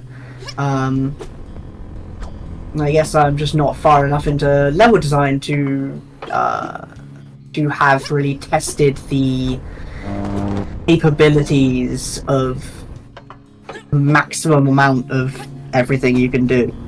Right. So for now, it's just sort of a mechanic that's sitting there that could be cool, but isn't really doing anything. We'll see what gets done with it. I mean, you know, like rolling works really nicely here, and I really like the whole. I really like using it to get momentum into swings. So, you know, like the old game that I was working on, had a similar mechanic for a bit because, you know, like indie game developers just love grappling hooks. We love that. Of course, yeah. There's no grappling hook anymore. It's more like it's more like a boomerang that can like snap onto things and drag you towards them, or like a Knuckles Chaotix, but your second character is a boomerang. And a lot of it is like the faster you're going when you latch onto something, the more speed it will give you if you start like spinning around it or if you go through it or something. But I haven't really figured out that. I'm really glad you're carrying this discussion, mateship, because yeah, you're so focused. You're just. Oh yeah. I don't blame you. I could see you've actually accidentally discovered a move I was actually going to add to this conversation. Like what was it? It was you said not all the abilities you've like kind of made puzzles for yet. Yeah. So like Mumi has this one where so when you start a roll, if you're pushing your joystick or if you're just inputting any movement of any kind, you like dash in that, and it was kind of a combat roll to like help dodge stuff because in dev testing there used to be some enemies that they you'd see like a little warning flash or something and then they charge you or whatever, right? Yeah, like a little bit of a somersault that sends you quickly in a direction before leaving you to gain that speed yourself. Yeah, exactly. So it's not very and together. And once you add that, you're like, well now why not just use it in the air, right? Like why not? It works. And so I added the ability where it's like, okay, well you can use it in the air, but if you do use it in the air, I'll also sweeten the deal and kill all of your falling speed as well, right? So like you can use it like a weird dash onto a platform. It's always good to have like multiple ways to do that. Yeah, literally. And then finally I got to this point where when I was coding it, I realized that if you just don't put in a movement vector, right, when it goes to do the speed part, it's basically you're divided by 0, right? Because you have a 2D vector, and you're like, what's the length of this? And it's like, if you do that, you have to do Pythagoras' theorem. It's like, oh yeah, that's a 0. Like I just can't do it. So I have to basically test the length, and then if it's 0, then I just can't do it at all. But now that I'm doing the test, divided by 0 in the code. Yeah, I know. Like, well, I mean, when you're using either Unity or Unreal, actually, this game started in Unity, which is interesting, and then I switched later. But yeah, I would like to mention, I'm pretty sure you don't have to immediately let go of the grapple. Like you can probably swing around things to gain a bit more momentum. Well, no, because I hit the thing. I think it means like a hit it ball. Right. Yeah. If you get the angle right, you can probably do that. You get the angle right. But anyway, if you get the angle right. Yeah, go on. Yeah, there you go. Anyway, just a close up. But anyway, the point was that I realized if you don't put in a direction, I'm like making a check for that. So I'm like, okay, well, why don't I just once again squeeze some more ability out of this? What happens if you try to do a dash and you haven't given it a direction yet? And I was like, well, what if you just go up? And it was such a throwaway thing where I thought nothing would come of that. And it's one of those things where like once you know how it works and interesting that didn't latch onto it. Yeah, once you know how it works.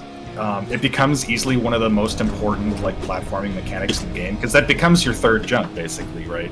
Double jump, and then if you just hold neutral like in Smash or whatever, if you play the game like that, if you hold neutral and hit dash, you go straight up like pretty far, like much more than I was expecting. And it's always like that with like game development as well. It's always like you add silly little things that you think no one will use, and then they end up being more useful than the moves you spent like hours putting care into. For real, yeah. Like I had a mantle to EDM game I posted, and I was like, oh, this isn't going to be that useful. No one's going to use this. But I just added it because I saw a lot of people like smacking into the top of walls when playing it. So I was like, oh, I'll put it in a patch or whatever. And it ended up being the most flow-saving thing in the entire game. So yeah, I know. Yeah, it's like, and then people are like, "Wow, that's so cool!" And you're like, "How do you come up with this?" Like, "Oh, just yeah, totally, yeah, I came up with that." But yeah, no, I came up with it took years of development, not one night and a whole. Yeah, it's funny. I love that kind of stuff. It makes Honestly, like when you're just hanging out with your friends in Discord at, you know, like 1 in the morning or whatever, and then one of them's like, "Hey, dude, I got an idea." Those end up being like the greatest ideas ever. Wouldn't it be funny? What the words to live by? Those are famous words. For real. Those are the developers. It would. It would in fact be rather funny. Wouldn't it be funny if I could do this? So when are you starting the next the game actually? Just Well, we've not got another developer to talk to tonight, so I've not got I'm not in the biggest hurry. Oh, okay. Yeah. Just making sure. I wasn't sure if someone else's time slot was coming up or something. No, I think he's committed Hello. to this now. Welcome to the... He's absolutely, yeah. Bro's like locked in. I'm actually sweating, and every time I do the second jump, get to the second buoy, I start like stopping breathing. Dude, you know what? That's like me when I was learning how to rocket jump in Team Fortress. I used to share a room with my brother, and every time I started like a difficult jump, I would stop breathing and I wouldn't breathe until it was over, and then he actually came up to me, he's like, "Dude, are you okay?" Have you ever had that with your own game, like where you've designed something that's genuinely really difficult, and then you've tried to play and beat it, and you've gotten that same feeling that you get when you're trying to do something difficult in a different game? No. Yeah. Really? No, I've never. I've had that, yeah. I've never made a game that I can't beat or No, I don't mean you can't beat it. I mean like, it gives you that weird rush of like adrenaline when you're playing the game and like you beat something that's really difficult. No, I don't think I have. When I was adding death mode to EDM, Ooh, that was a good death one. mode. That was so close. That was really close. That would have been it if it hadn't hit it. I played it for I think like 2 days to make sure it works because you know a video game need work actually. Yeah. Did work. It did work mostly. But it was like an early development thing I added. So the level wasn't very long and I tried to beat it and I spent 2 days trying to beat it because the concept was like, if you run out of time during the escape sequence, a big laser shows up and chases you. Which is nothing like any other Land-esque game that has ever been released. Sounds pretty epic though, honestly. Gigantic lasers are cool. It spawns at the beginning of the level after giving you like 30 seconds of free time. And so to beat the entire level with it chasing you, and that is very difficult because it insta-kills you. And it cuts you off at a lot of corners. So learning a new route through the level in order to beat the laser was probably one of the only times I've ever played one of my own games and felt that weird, like, oh, I'm almost there type rush. Yeah, exactly. Yeah, I think like the last time I had that was there's a section on this level, so I usually tell people like, yes, you don't have to. You can take your time. No. It's okay. He's still locked in. It's not over yet. Okay, take your time. No! What happened? Backwards! I had the button held! Really? Oh my god! I hope that's not a bug. Did you go too far away from it? Probably. No, that's not a thing. It should only disconnect unless you've broken line of sight. Oh. Oh, I am so sorry. That was really rough. It is. Oh, there you go. Ooh. Oh. Yeah, see, your Nice butter's thing. right on that. Yeah, you can swing around it. Yeah, well, I've not found that strategy to be very reliable. If you know what's, oh my god, that's another one. So like another good, I assume you both of you probably had this, but watching people play your game and then playing it in like I wouldn't say the wrong way, but in very unintended ways. Yes, I've had that. I've had that. Oh my god. I So like, can't- yeah, sorry, you go on. No, I was gonna say I can't agree with Makeshift on the feeling of like that for the previous thing, but I definitely have felt that what you described as someone else playing the game wrong, and you kind of sit there and you're like, that's not how it's supposed to work, but cool. I've had Buddy. go on, sorry.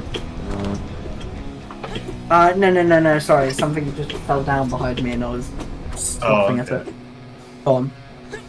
Yeah, so I bring that up because, like, so these buoys, there's another section that's, I would say even harder than this one, but I assume that once people can do this, that they're ready for the next step up, basically. But basically, there's a streamer I was watching, they did a VOD of this, and they immediately hated the buoys, like, instantly right off the bat. Like, on the very first, like, at the very beginning of this level where you, like, swing around just the one, they did that once and they said, I hate this. I'm never doing this again. And they weren't kidding. They used every exploit and glitch they could find in the game's current state at that time to beat the entire level without ever swinging on the buoys. It was one of those where it's like, okay, clearly you've got some pretty serious skill, because like that was incredible to watch. But also like it was dripping with I don't know what's the word, malice, but yeah, like this hatred for the buoys, and it was like, I know, spite, and I was like, okay, sorry, like, okay, you did it, you know, thank you for playing the game. Yeah, it was just such an interesting ride to watch that. All right, you got this, mate. No. Oh! Well done. You finally did it, mate. Pat on the back. Give myself a shiny. Good. There you go. That was horrible, and I mean that in the funnest way possible. That was really? the fact that I was like about to die here, and I saved that. Okay, where the hell am I supposed to go now? Oh, okay. Oh, that's not. Yeah. That's not too bad. You'll be fine. Oh, you got the muscle memory for Nice. rolling now. That's not too bad, guys. That's not Yeah, too I mean, bad. literally everyone I've gotten to play EDM, other than Flapper, who plays it normally, else I've gotten to play EDM has played it like a scared cat. Oh yeah. Like, they just... Everyone gets so button mashy when they play the game, and I mean, you know, clearly it's a testament to my incredible programming skills that they haven't clipped through the wall when they've been doing that, but it is horrifying to watch people do that, because they'll just constantly dash into walls and like try to like jump up that you aren't meant to go up. I'll do this. And it's like, Yes. I don't know if it's because people genuinely think that's where they're meant to go, or is that 5 boys in a row? Yeah, I'm not doing that. Yeah, I'm not doing that. Yeah, see, that's the average reaction. So this is the last area. There's one more area. That's the start of the level, isn't it? Yeah, that's the start. If you Okay. squint your eyes, you can see there's more left over. There's one more thing to do left over in that area before you come back here. Oh, I see those. I missed that thing, didn't I? Bit late now. Bit late now. That's where the boys want me to go. No.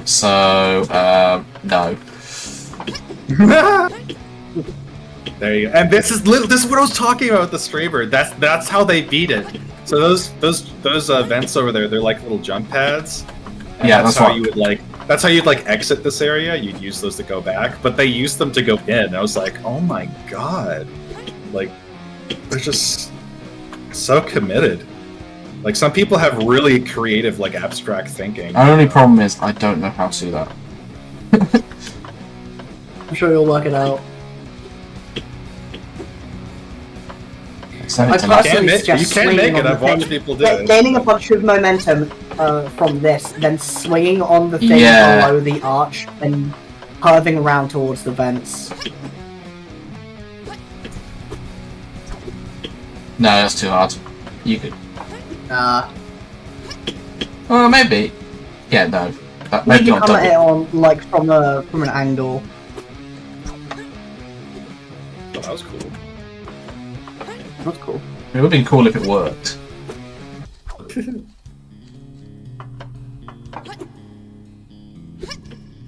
Only cool if it works. Basically, that's why we all I think what you might want to try and do is try to latch onto it like when you're at the same height as it, and try to latch onto it from the right of it. So you use all your forward momentum to swing round to the. Oh, yeah, right. there you go. You could just do that. Oh, okay. That works. Oh. Oh, Oh, this is close. that's definitely possible. Oh yeah. Well, maybe I don't know. So you have a hard cap max speed in this game, so like, I'm not sure. Oh, I don't know. Yeah, you're right. You might actually make that. I actually have never tested it that way before. It does look possible. It does, yeah. I feel like exploiting people's games isn't the goal of the stream, but No, this is It is funny what happened. I'm not gonna lie. This happens so often with this game that I've kind of just accepted that that's just how people play it at this point. Like, I mean, you know, if people are constantly trying to find different routes through your levels, maybe you should start working them in.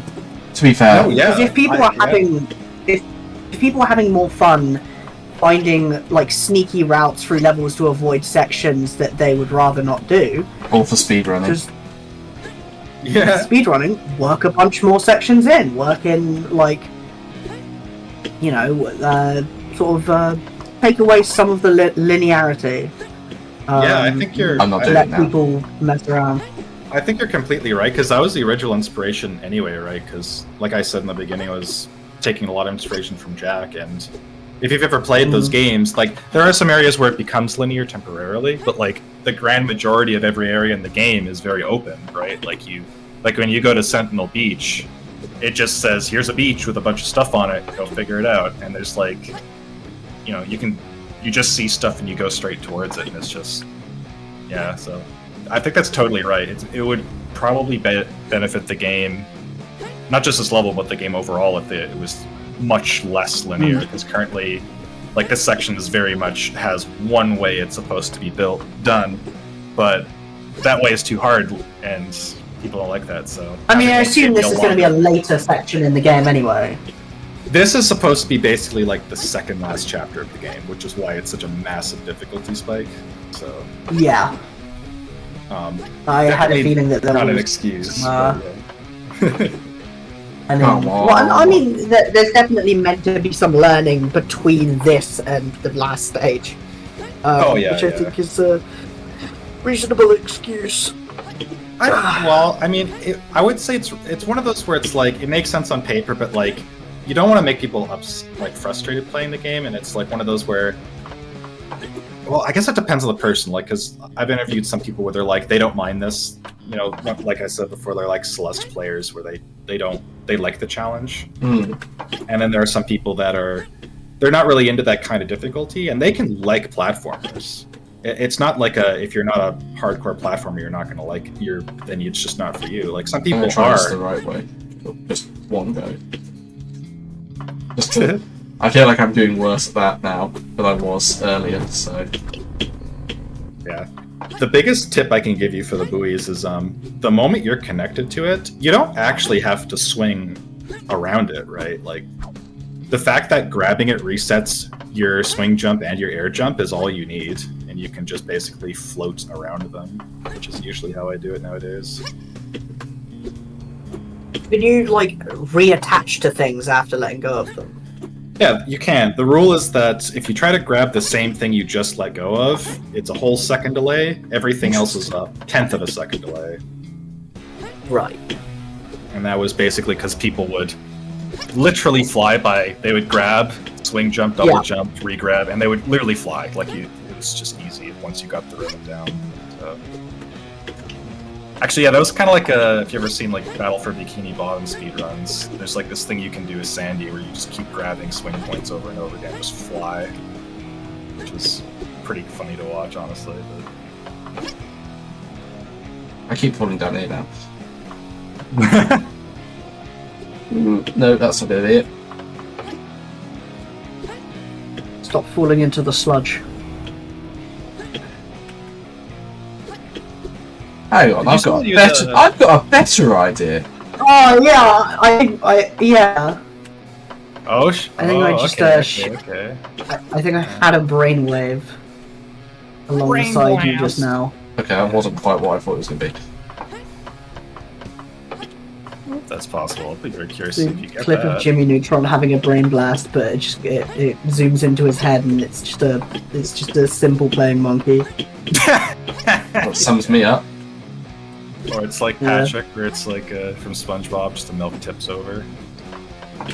I mean, I feel that.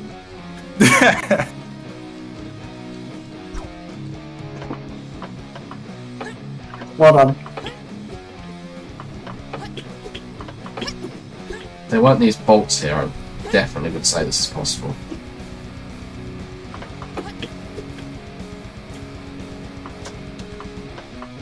Yeah, I think it's not done from here, just because we can't get the momentum.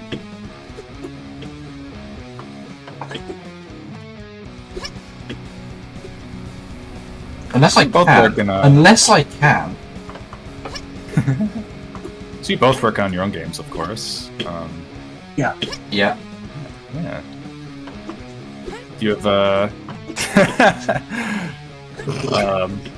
have either of you ever like published a game on Steam yet, or? Well, I used to work for a big studio that did until layoffs. So. Oh, I see. Of the game industry, and Hello. I haven't, although I would very much like to, but I'm very bad at committing to projects, and I pretty much always work on them like a majority myself. Yes. Um, When you say Which, committing, you know, do you mean like fear of how it's received, or are you just sort no, of? it's usually losing like interest? I will work on a game for a bit. I'll get a bunch done. It'll be really cool, and then I'll be like, "Oh, I have some different ideas, and they don't work in this game, so I'll make something else as a prototype." Come And on! But what will happen is I will get sick of making that other thing because I actually don't like it. No! Yeah. Or I will end up committing entirely to that thing and forgetting about everything else. Which I is, see. you know, I love mental illness. So, like, EDM is a result of me working on a boss for a different game. Like, I was working on its movement. I was trying to make it multi-segmented because I love multi-segmented stuff. And of course, when I'm programming bosses, I go for like you can control the boss because it doesn't have an AI programmed yet. So you program all the movement, then you program the AI that makes it do those moves. I never did program that AI, and it ended Dude, AI up. is brutal. Yeah. Yeah, I mean, I quite enjoy it. the reason I didn't end up programming it was because, like, I just kept giving her moves that you could do yourself, and somehow eventually she became a playable character in a completely different game. That's kind of cool, though. Which, admittedly, it's been about a year or so since then, but I originally tried to make a game with her before, but gave up really quickly because her movement was super, like, gross and slippery and floaty. Because I didn't know how to get collision to work. So Oh, really? this is What engine were you yeah. using? Well, using What engine? What? don't laugh at that. Fuck off. I'm using I'm allowed to laugh at Click Team. I see. I'm using Click Team Fusion. So Oh, yeah. you know, Okay, like I actually don't know that. you have to Is that 2D do engine, all, or? all of the collision. It's yeah, barely an you engine. have to do all the collision stuff. Shut up. Right, Just GMS1 qualify. user, calm down. That's not my fault. That's not my fault. Alright. God. Right, buddy. Yeah, you have to program all the collision yourself, and I didn't know how to program, like, solid collision until recently. I see. And as soon as I learned how to, it was fine. You know, I'd say one of the solid things in EDM is the movement and the collision. It's pretty solid movement. Yes, solid movement.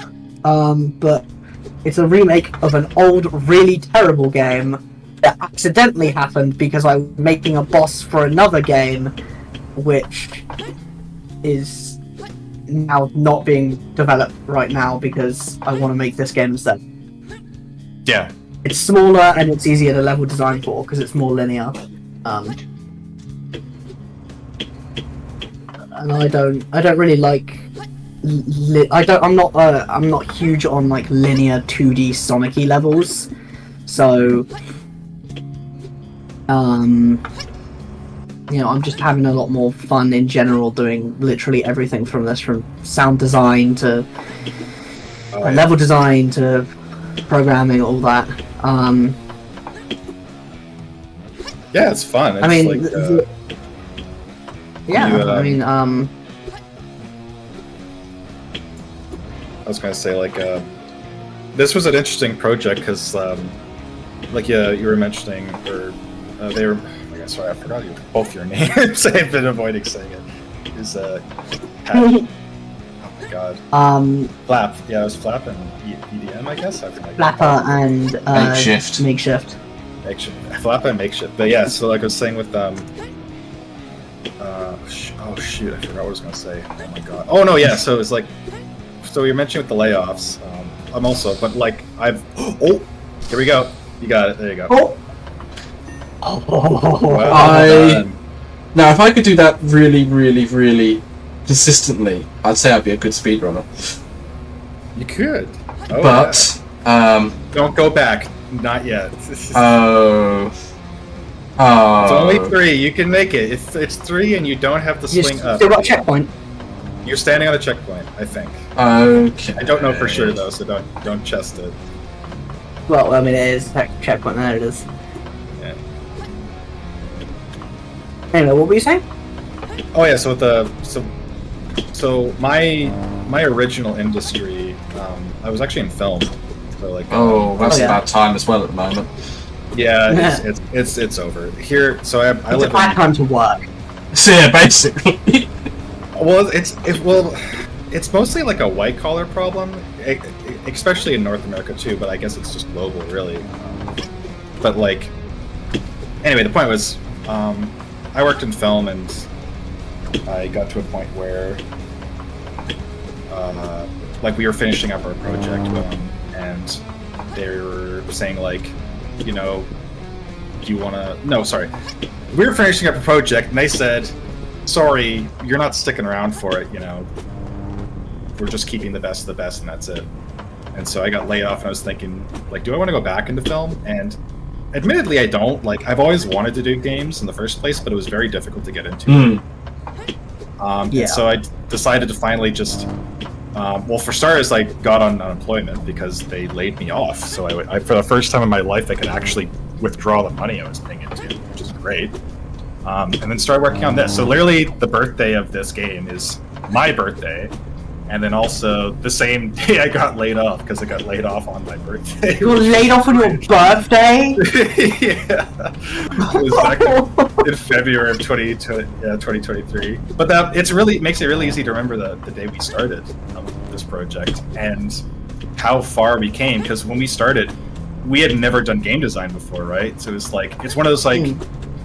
It was sort of like I was sort of like an armchair dev for a long time, where you watch people like this is how you do it on YouTube. Like, oh, that's so messy. I could do it better. You know, stuff some chips in my mouth or whatever. But anyway,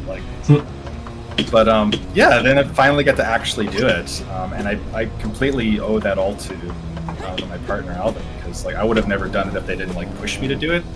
Because they're like, you totally have the skill to do it. You're a technical artist in film. Like, yeah, but that's film. It's not the same. It's like, yeah, and they're like, no, it's It's you're only close. saying that. There's transferable skills. Yeah, exactly. But anyway, point being, it's like, yeah, like the progress of watching a game like over that time. Like the first version of this game was like a blue ball, right? And you're just trying to like make moving around as a blue ball like fun, you know? Like somehow you got to make that Yeah. entertaining. And yeah, everything else falls out of that. It was.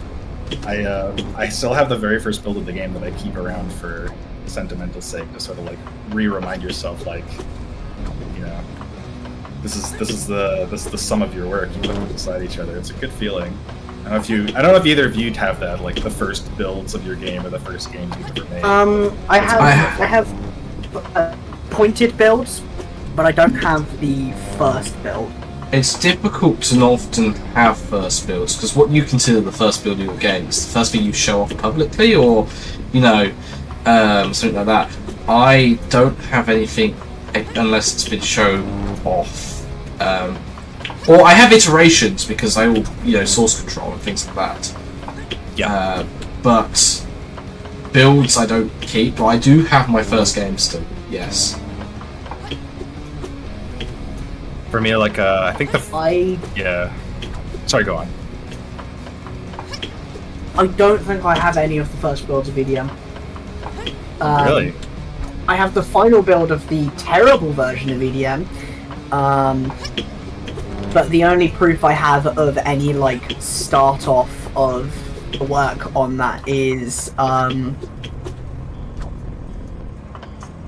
some frames in the final project file, some rooms in the final project file that still use they still have all the code inside the room instead of globally. And I guess just some GIFs and videos of like the old bits of work I did before I started working on the game again for arcINDIE.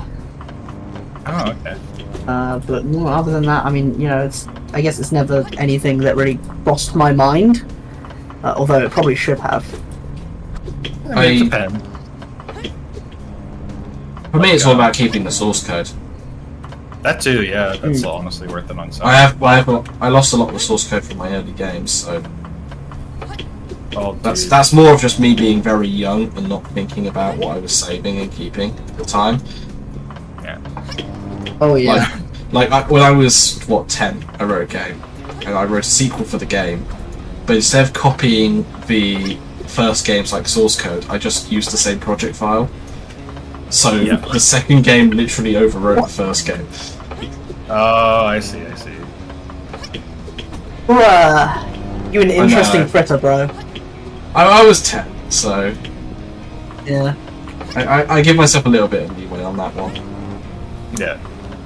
I mean, You learn things, like for me, like my learning experience on saving data was before I owned a computer. Actually, I didn't own one until later in life, but I played Little Big Planet a lot. Oh yes. And eventually, right, like that game fills up your hard drive pretty fast, and so you know, I played a bunch of it, and then like I forgot about my PlayStation for a while, and then I picked it up like a year or two later, and I'm like, oh man, I really want to play the new Ratchet and Clank game, and it's like, oh, you're out of hard drive space. I'm like, I'll just format it.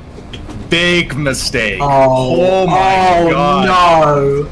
Like, there was one of those, like, as you know, as like a 12-year-old, like, you don't realize how much you actually care about stuff like that until it's gone, you know. And then like the instant regret when, you know, later on you're a little older, like, you know, in your like teens, like almost 20, you're like, oh, I'd love to see my old stuff, my very first things I made, and it's like, oh, that's just gone. Literally no record exists. All you have is your memory of it. You wouldn't want it. Yeah, exactly. Ooh. Yeah, that was rough, man. So that was I've only formatted a hard drive one time, because it's like, that's such a big thing to do. It doesn't seem like it, but it's such like an enormous thing, especially if you don't really have any way to back up the data on the hard drive. If you've got a console or something, it's like you know, that's just everything. It's just You don't gone, think yeah. about everything.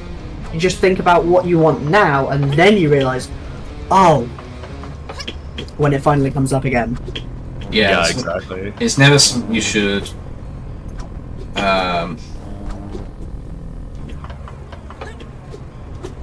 It's never something you should just do.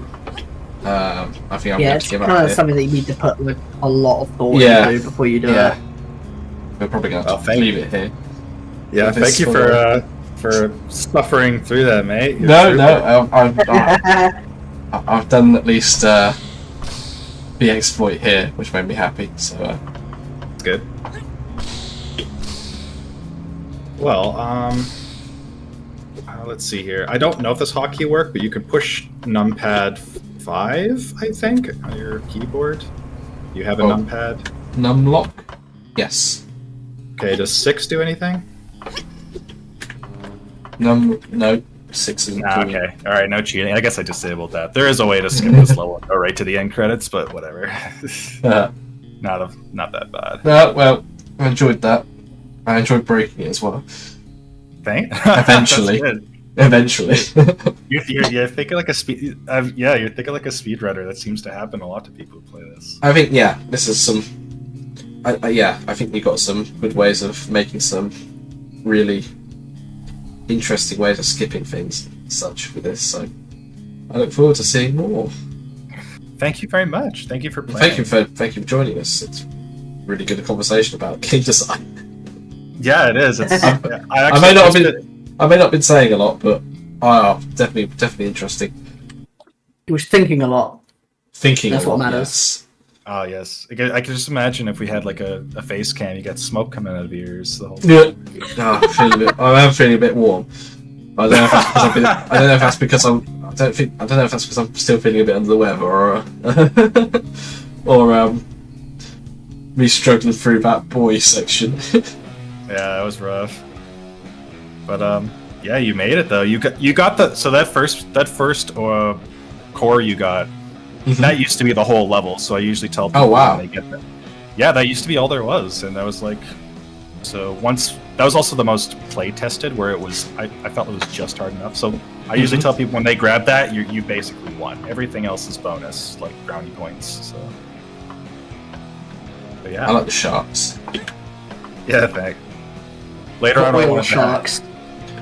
later on, I want to have it where if you jump in the water, they do like a Crash Bandicoot sort of like they just bite you sort of thing. You just die. or do like the Banjo Kazooie. The shark is the most terrifying thing in the game. Oh my god, yeah. Yeah. You know it's traumatized kids when you get entire. God, yes. someone make an entire, Traumatizes me to this day. Oh yeah, it's funny because like I didn't play Banjo until I was older, so like Yeah. I just No. no. Really? Oh my god. Okay. Because it affected you. Anyway, yeah. Thanks for coming on.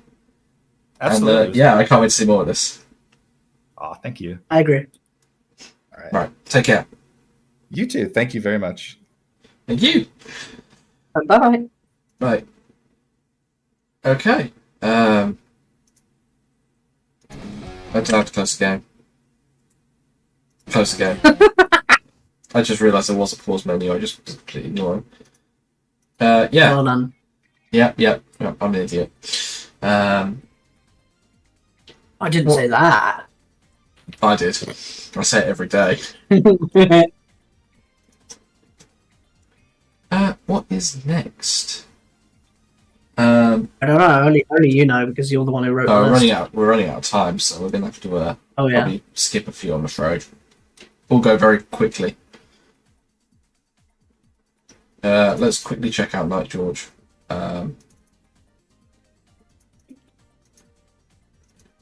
So.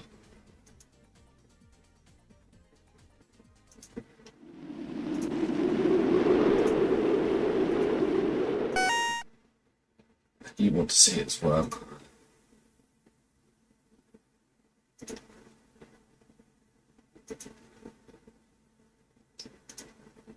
Hopefully you can see this. Let's Hopefully- see. I think the stream can see it as well. I can see it. Very good. Gamepad and keyboard. Well, sure. Hey, it's us. Ah, No. Better take down just a little bit. I like the music. This was used in the trailer. I hear good music.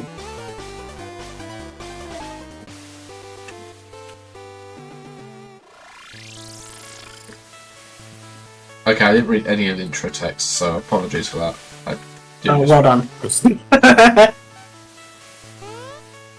Congratulations.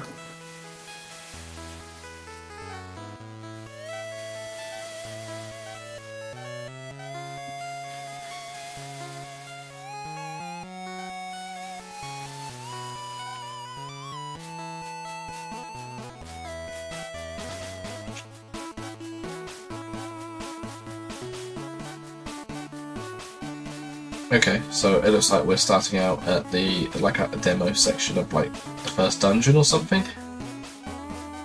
Hmm.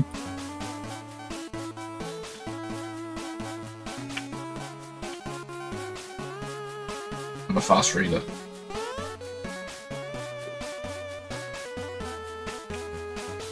Are you? Yeah, I am actually. Mm-hmm.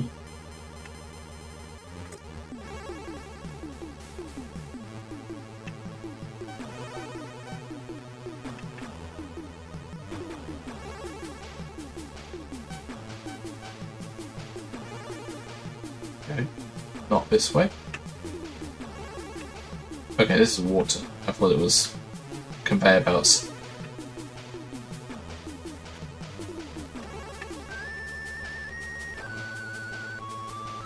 Oh, bit rude.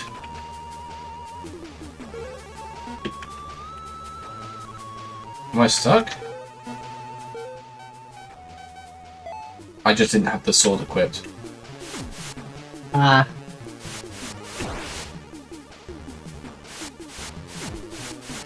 Okay, so they do absolutely no The art damage. here, the art here is looking pretty good, actually. It does look very good.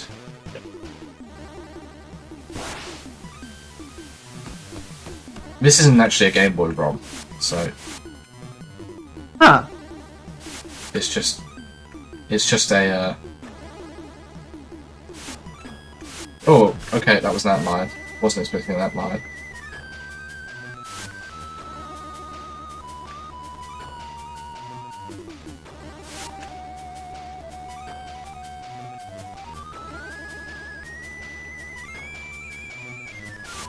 Okay, so it tells me can't go this way yet.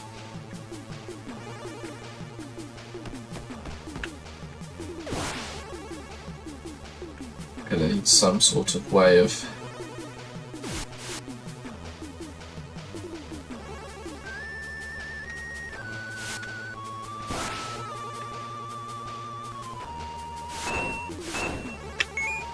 Okay, money. Nice.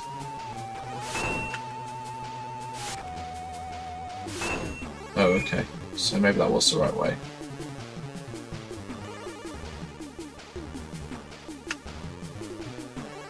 Oh.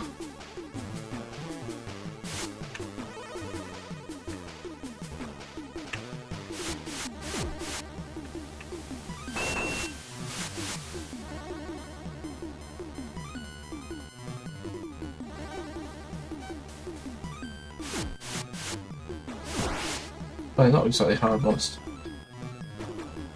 Do I need to kill both these for them to Pardon? talk to me? Sorry. Sorry, I spaced out a little.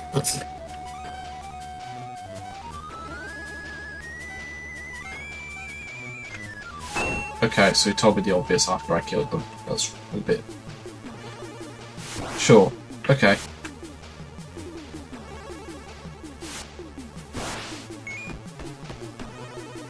Is there like...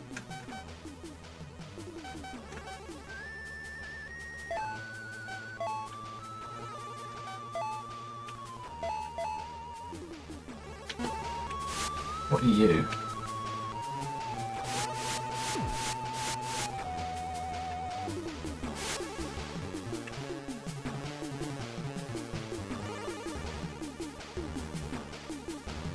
everything here tells me that this is where we should be going. Hmm.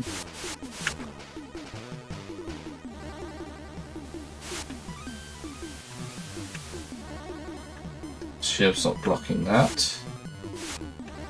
These don't break. Can't get through here.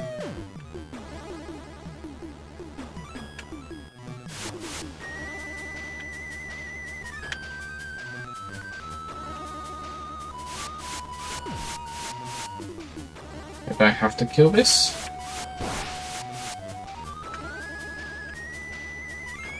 Okay, I killed it. Did absolutely nothing.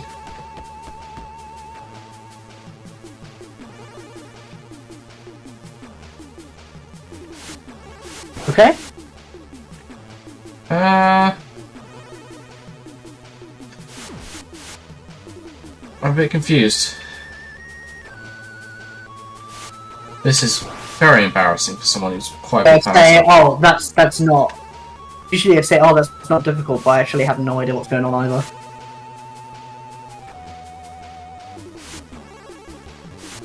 I could maybe read this sign. Don't do it for too long. Oh, it's quicksand. Ah. Maybe it's something out here I need to get.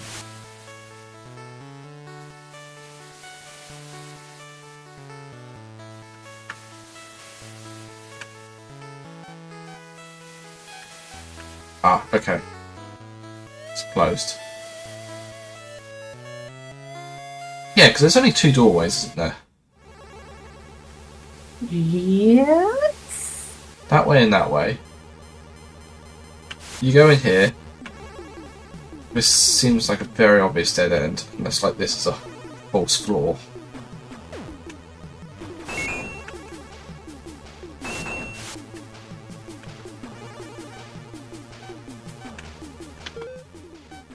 I don't see any equipment that looks explosive.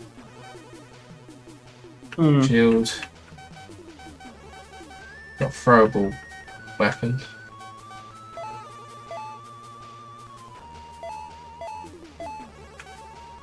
So, yeah.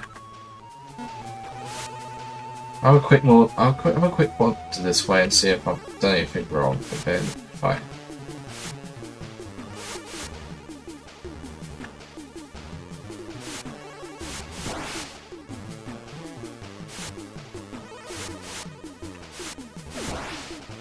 like the graphics, I like the sound. You cut out for me a bit. Oh, did I? Oh, I said I like the graphics and I like the I sound. just see that's my internet though, I think. But, yeah, it just... I don't see what I'm doing particularly wrong here.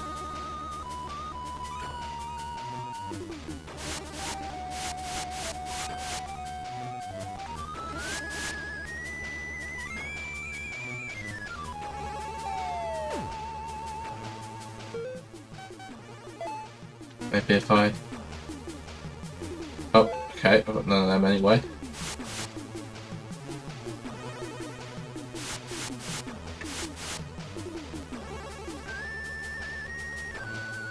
Am I back? You're back? Oh, thank God. Okay. No, I can't figure this out. That's really annoying. That's a shame. I'm afraid I can't sit here and... Oh, my internet is still... Okay. I can hear you fine.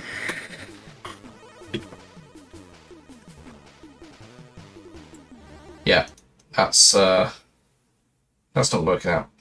That's a shame.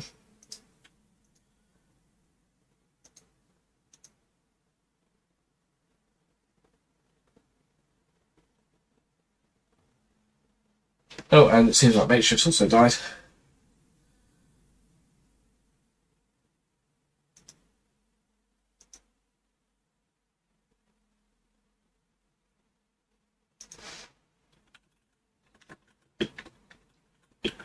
Off and on again. Yeah, okay, can do that. Let's have a look at Put the monkey free. We said we we're going to do that.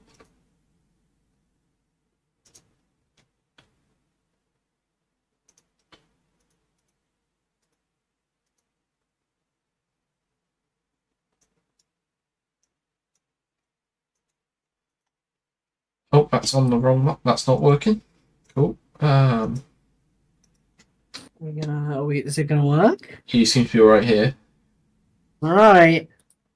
Cool. We're on Lloyd the Monkey now because I Yep, couldn't figure that out. So Okay. it's also appeared on the wrong monitor, which is very funny. So I can't see what chat's saying at all now. But that's alright. Also, I need to stream it to you. Yep.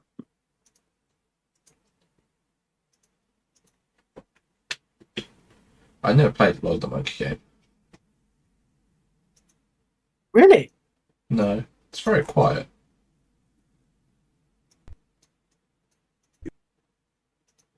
It's just sun. I don't think I'm ready. Coming from the guy who saved the galaxy twice in the last 3 years, that's something, hearing you nervous. Oh, right. By the way, there's a research group in Chernobyl. Something about a new power source? Chernobyl? That old dump was burnt to the ground. I was there. There's What? nothing left. I don't know. Maybe you should check it out. Might be related to our old friend. Alright, I'll go. Just for old time's sake. Hut! That's always a little worrying. You are not ready. For what? For Lloyd the Monkey. I was not expecting a Chernobyl reference. Also, I don't know what the controls are at all. What is the attack button? What is the attack button? I don't know. It's not that. It's K. Ah. That's not an awkward key with space to jump R and arrow keys is to move. Why is the sound effect so much louder than the music?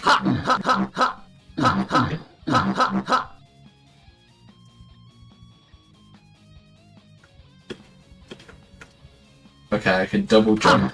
Double.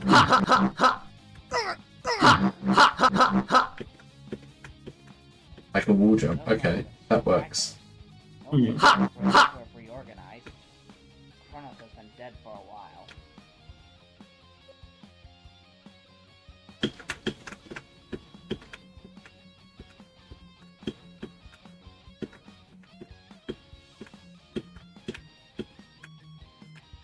A cosmic pearl? This was here for 300 years and no one knew? I certainly didn't know, Lloyd. Where'd that come from? The scream. And the casual fall down. You must... Funny though. Really? Great work, my ass!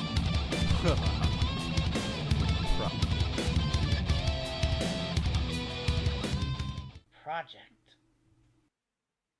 Mr. Zaru, I presume? Yes? May I help you, sir? I've heard about you from my attendants. And I must inform you that the UN requires your assistance on a serious matter. That man you ran The into UN? in Chernobyl, Schultz, I think, has been on the move throughout the solar system. You know his motivations, do you not? His primary objective is the conquer of Gracia. Huey on Earth eludes me. We need you to find out.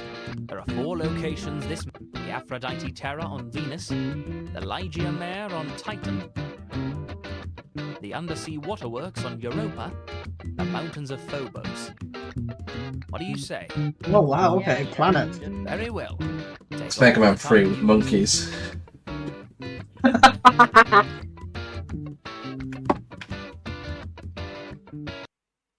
It's Mega Man 3 with monkeys. It's even got a level select. Oh hell yeah, dude. I can't even get to the other level. Mega It's too Man good. 3, but better.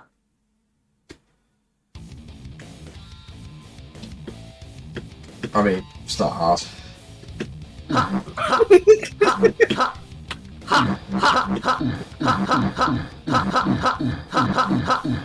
I could do a documentary on why that game is bad.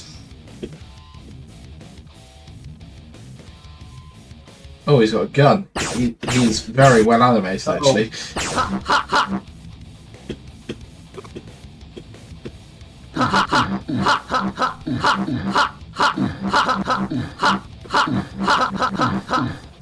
This game even has more Sniper Joes than Mega Man 3.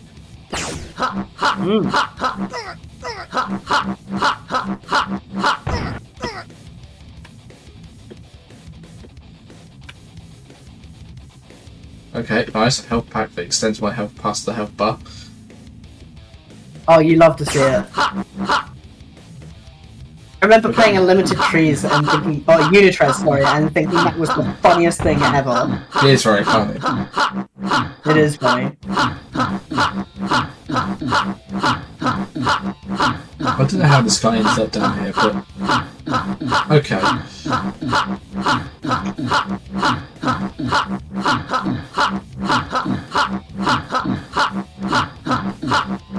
Okay, I don't think he's dying. Ah.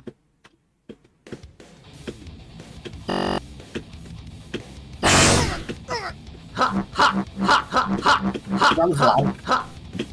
This game has very loud sound effects Yeah. and very quiet music.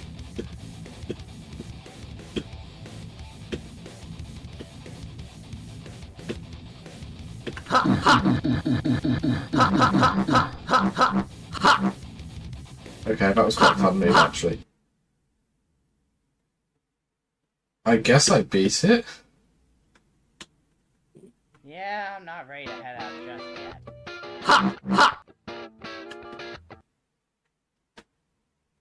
Did I beat it? Did it. You won. Assuming you found the Lagia Mai. Yep, the oceans are yellow. Huh, Idiot. not Without- noted.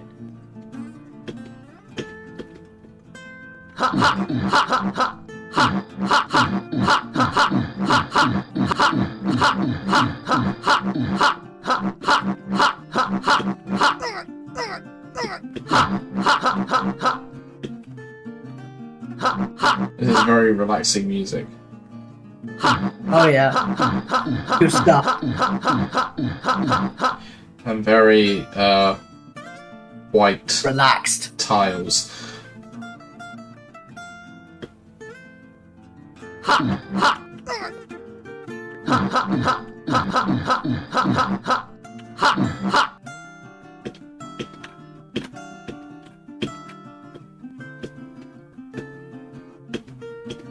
I like how smooth that gun animation is actually. The way he points. Wait, let me see it. It's dead now. It died in one hit.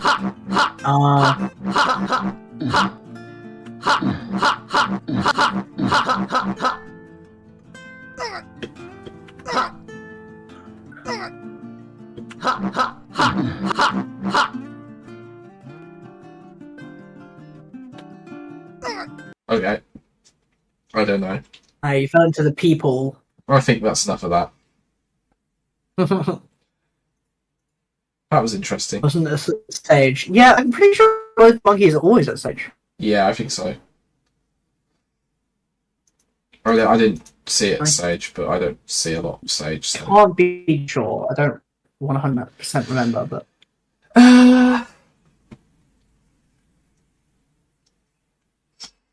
Last but not least, Boba Bay.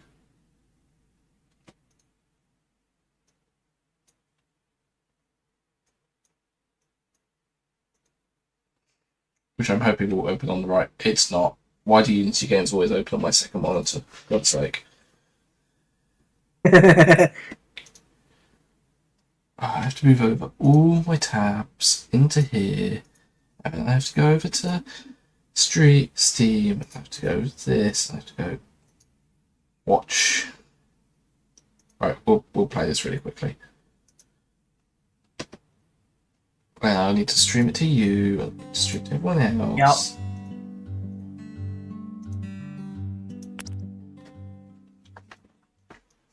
This one's what I've been looking forward to, though.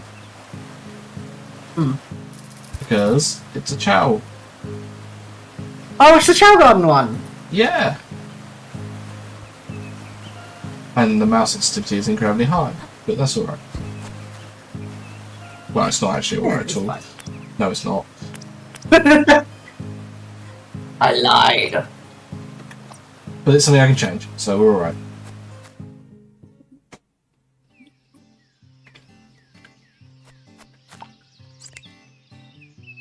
You know you're useless.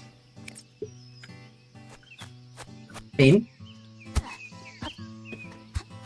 Oh, but you're my useless thing. Cool. You're mine now.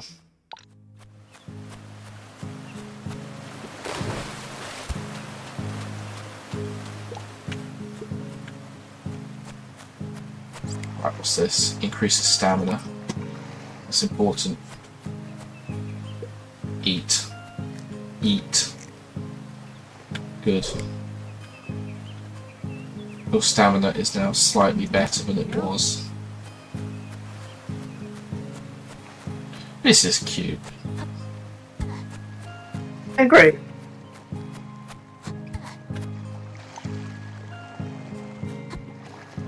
Give me a tablet. Oh. Okay.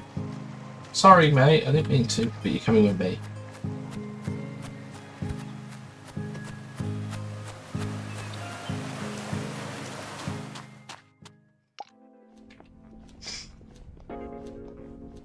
To register them.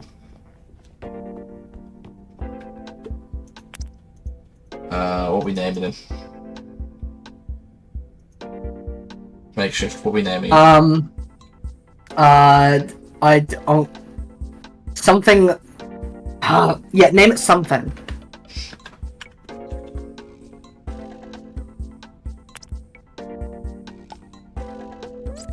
His name is something now. Excellent. I'd love to see it.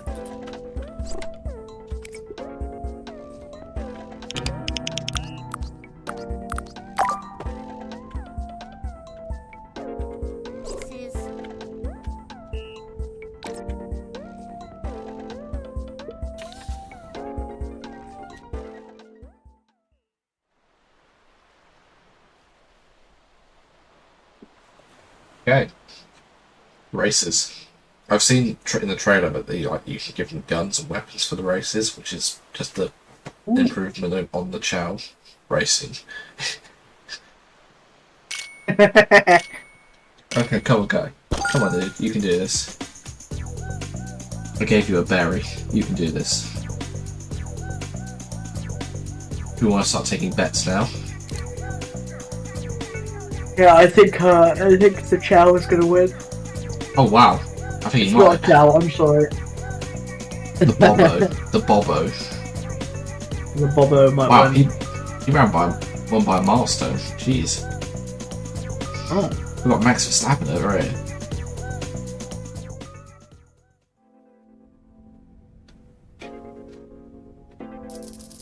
I get money for that. That's nice.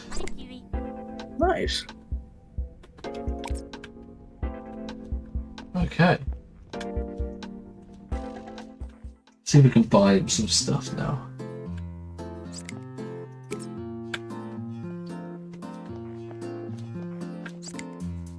Yeah, it's a pie hat.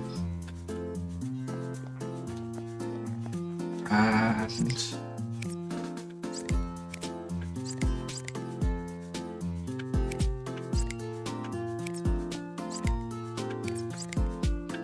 let's get him this.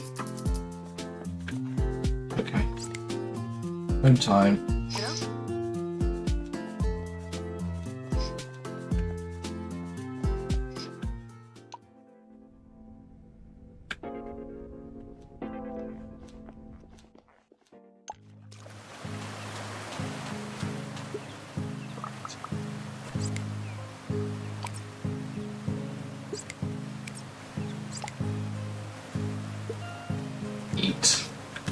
Eat.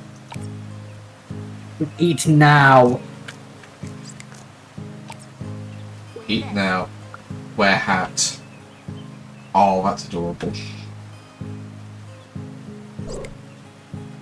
Oh! Okay, I'm falling in love with this cat.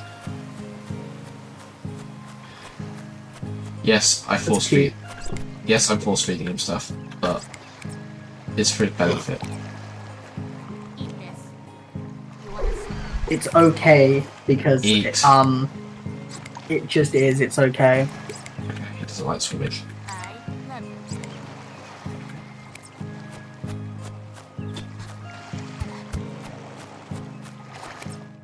Think be asleep.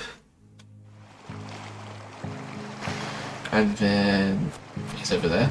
Nice.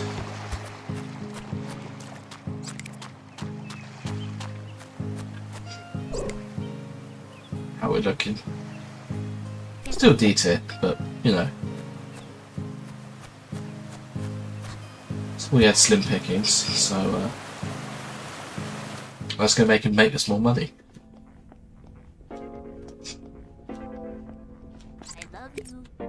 Oh. Okay, let's do a race. He's got loads of stamina. He should be good at racing.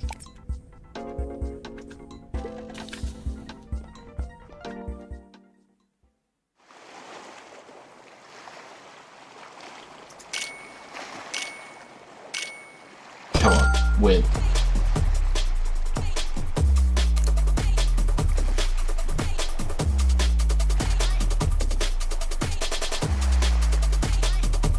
Oh my god, I think I'm actually doing a good job. Oh, wow. There we go. Woohoo!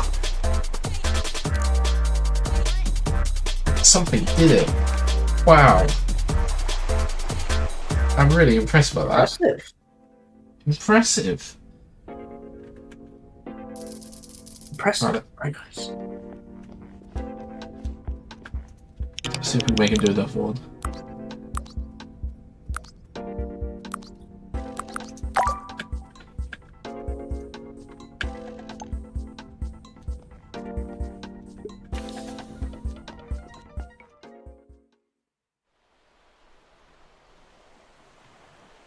This one's I think a bit longer.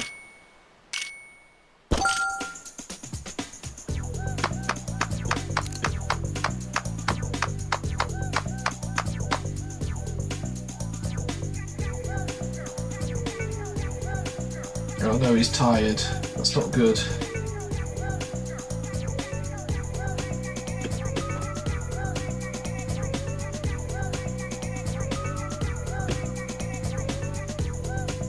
Seems to be doing alright. As long as everyone behind him keeps tripping, I don't... Shit. No! Oh no. Oh man. But to be fair, this guy just in front of me needs to trip out. Okay, we're alright. They tripped.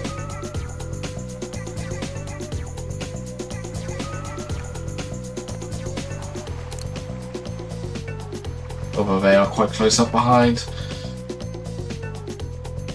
In fact, they're very close up behind. I'm not sure I like that.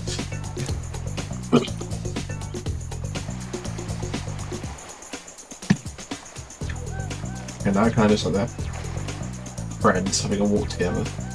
But he's going to overtake. Oh no, he's overtaking. But not for long. But not for long. This is riveting. This is like... This is my new Formula 1.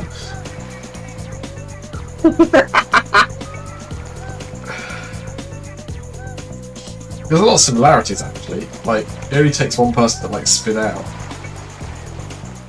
No, but he's overtaken in the last corner. Sick.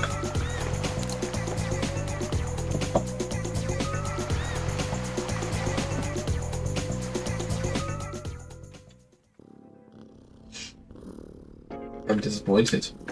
I'm disappointed with you. I have to kill it now.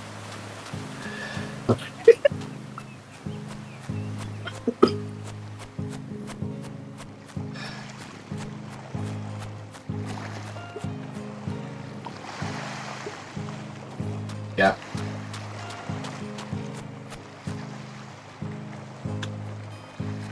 No, that's not good enough for it.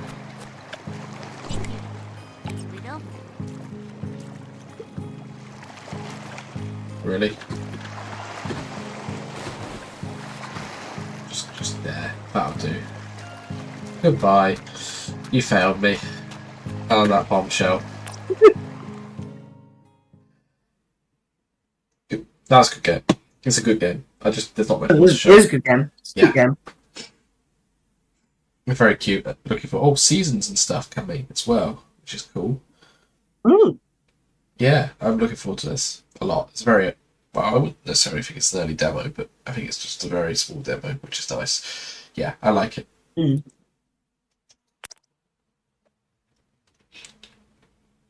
But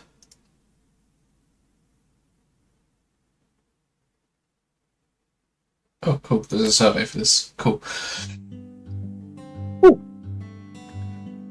With that, that's everything we were planning to do today. Yep. So, yeah, it's the end of arcINDIE. Yep. It's never happening again. Confirmed. No. Yeah, it's the end. I mean, technically, the actual event ended last week, but this is the official end from us. Yeah. So, firstly, I'd like to thank all the developers, and well, no, let me go through this a bit more structurally. Firstly, this wouldn't be possible without such an amazing team behind HTI. Usagi doing the direct trailers, direct presentations,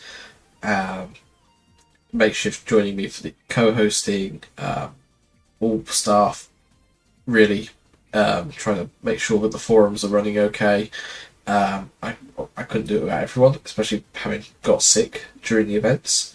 So I just massive thank you to staff and Makeshift and everyone behind that. And also, this wouldn't be possible without the developers behind the games that submitted.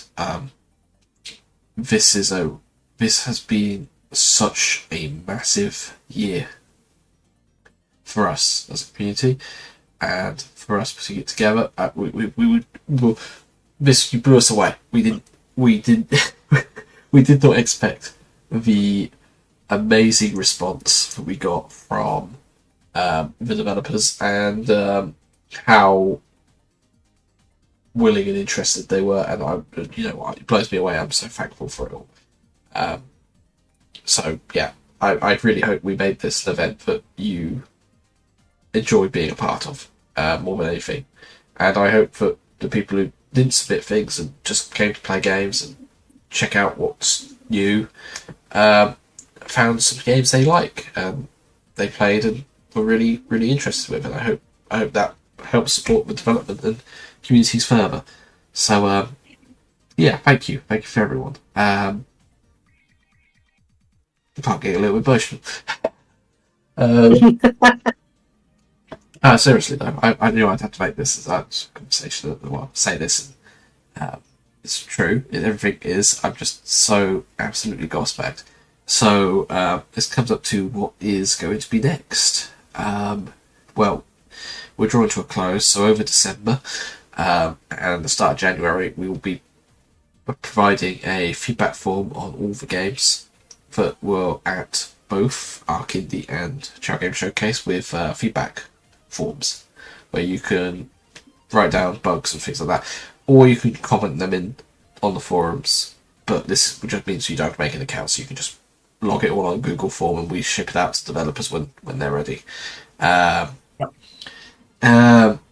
Please do fill those in if you play any games. It really helps developers polish and bug fix their games.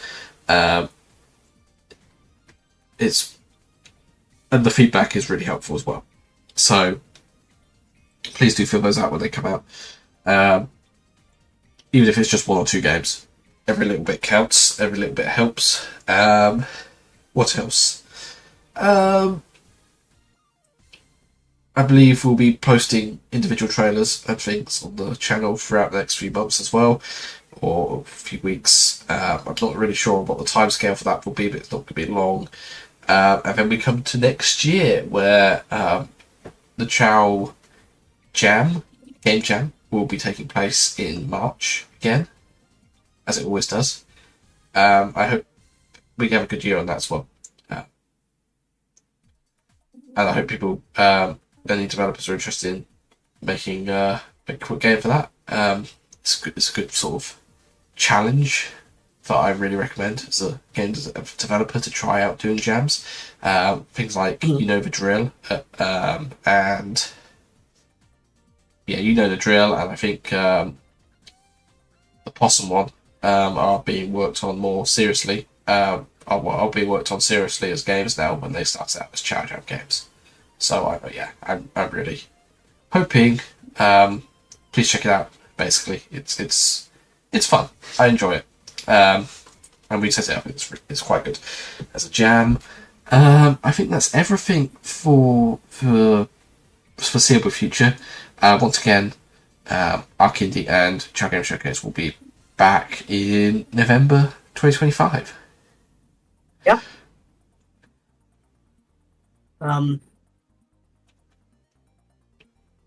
I don't have anything important to add. I think I've gone through most of it, but once again, massive thank you to you all. And also a massive thanks to A2LAN.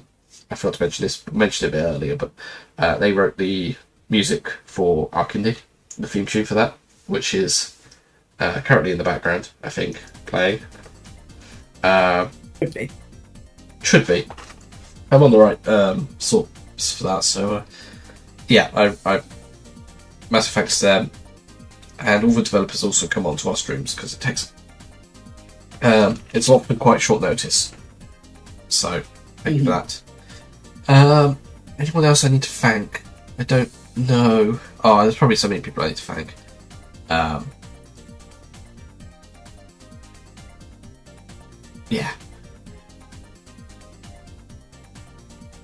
Yeah, I mean, I think you thanked all the team, you thanked all the people that helped with it. I think you thanked all the developers for showing up on short notice. Yeah. So. And thank you, the audience, for thanks, A2LAN. putting up with us. I didn't. Yeah. Anyway. Yeah.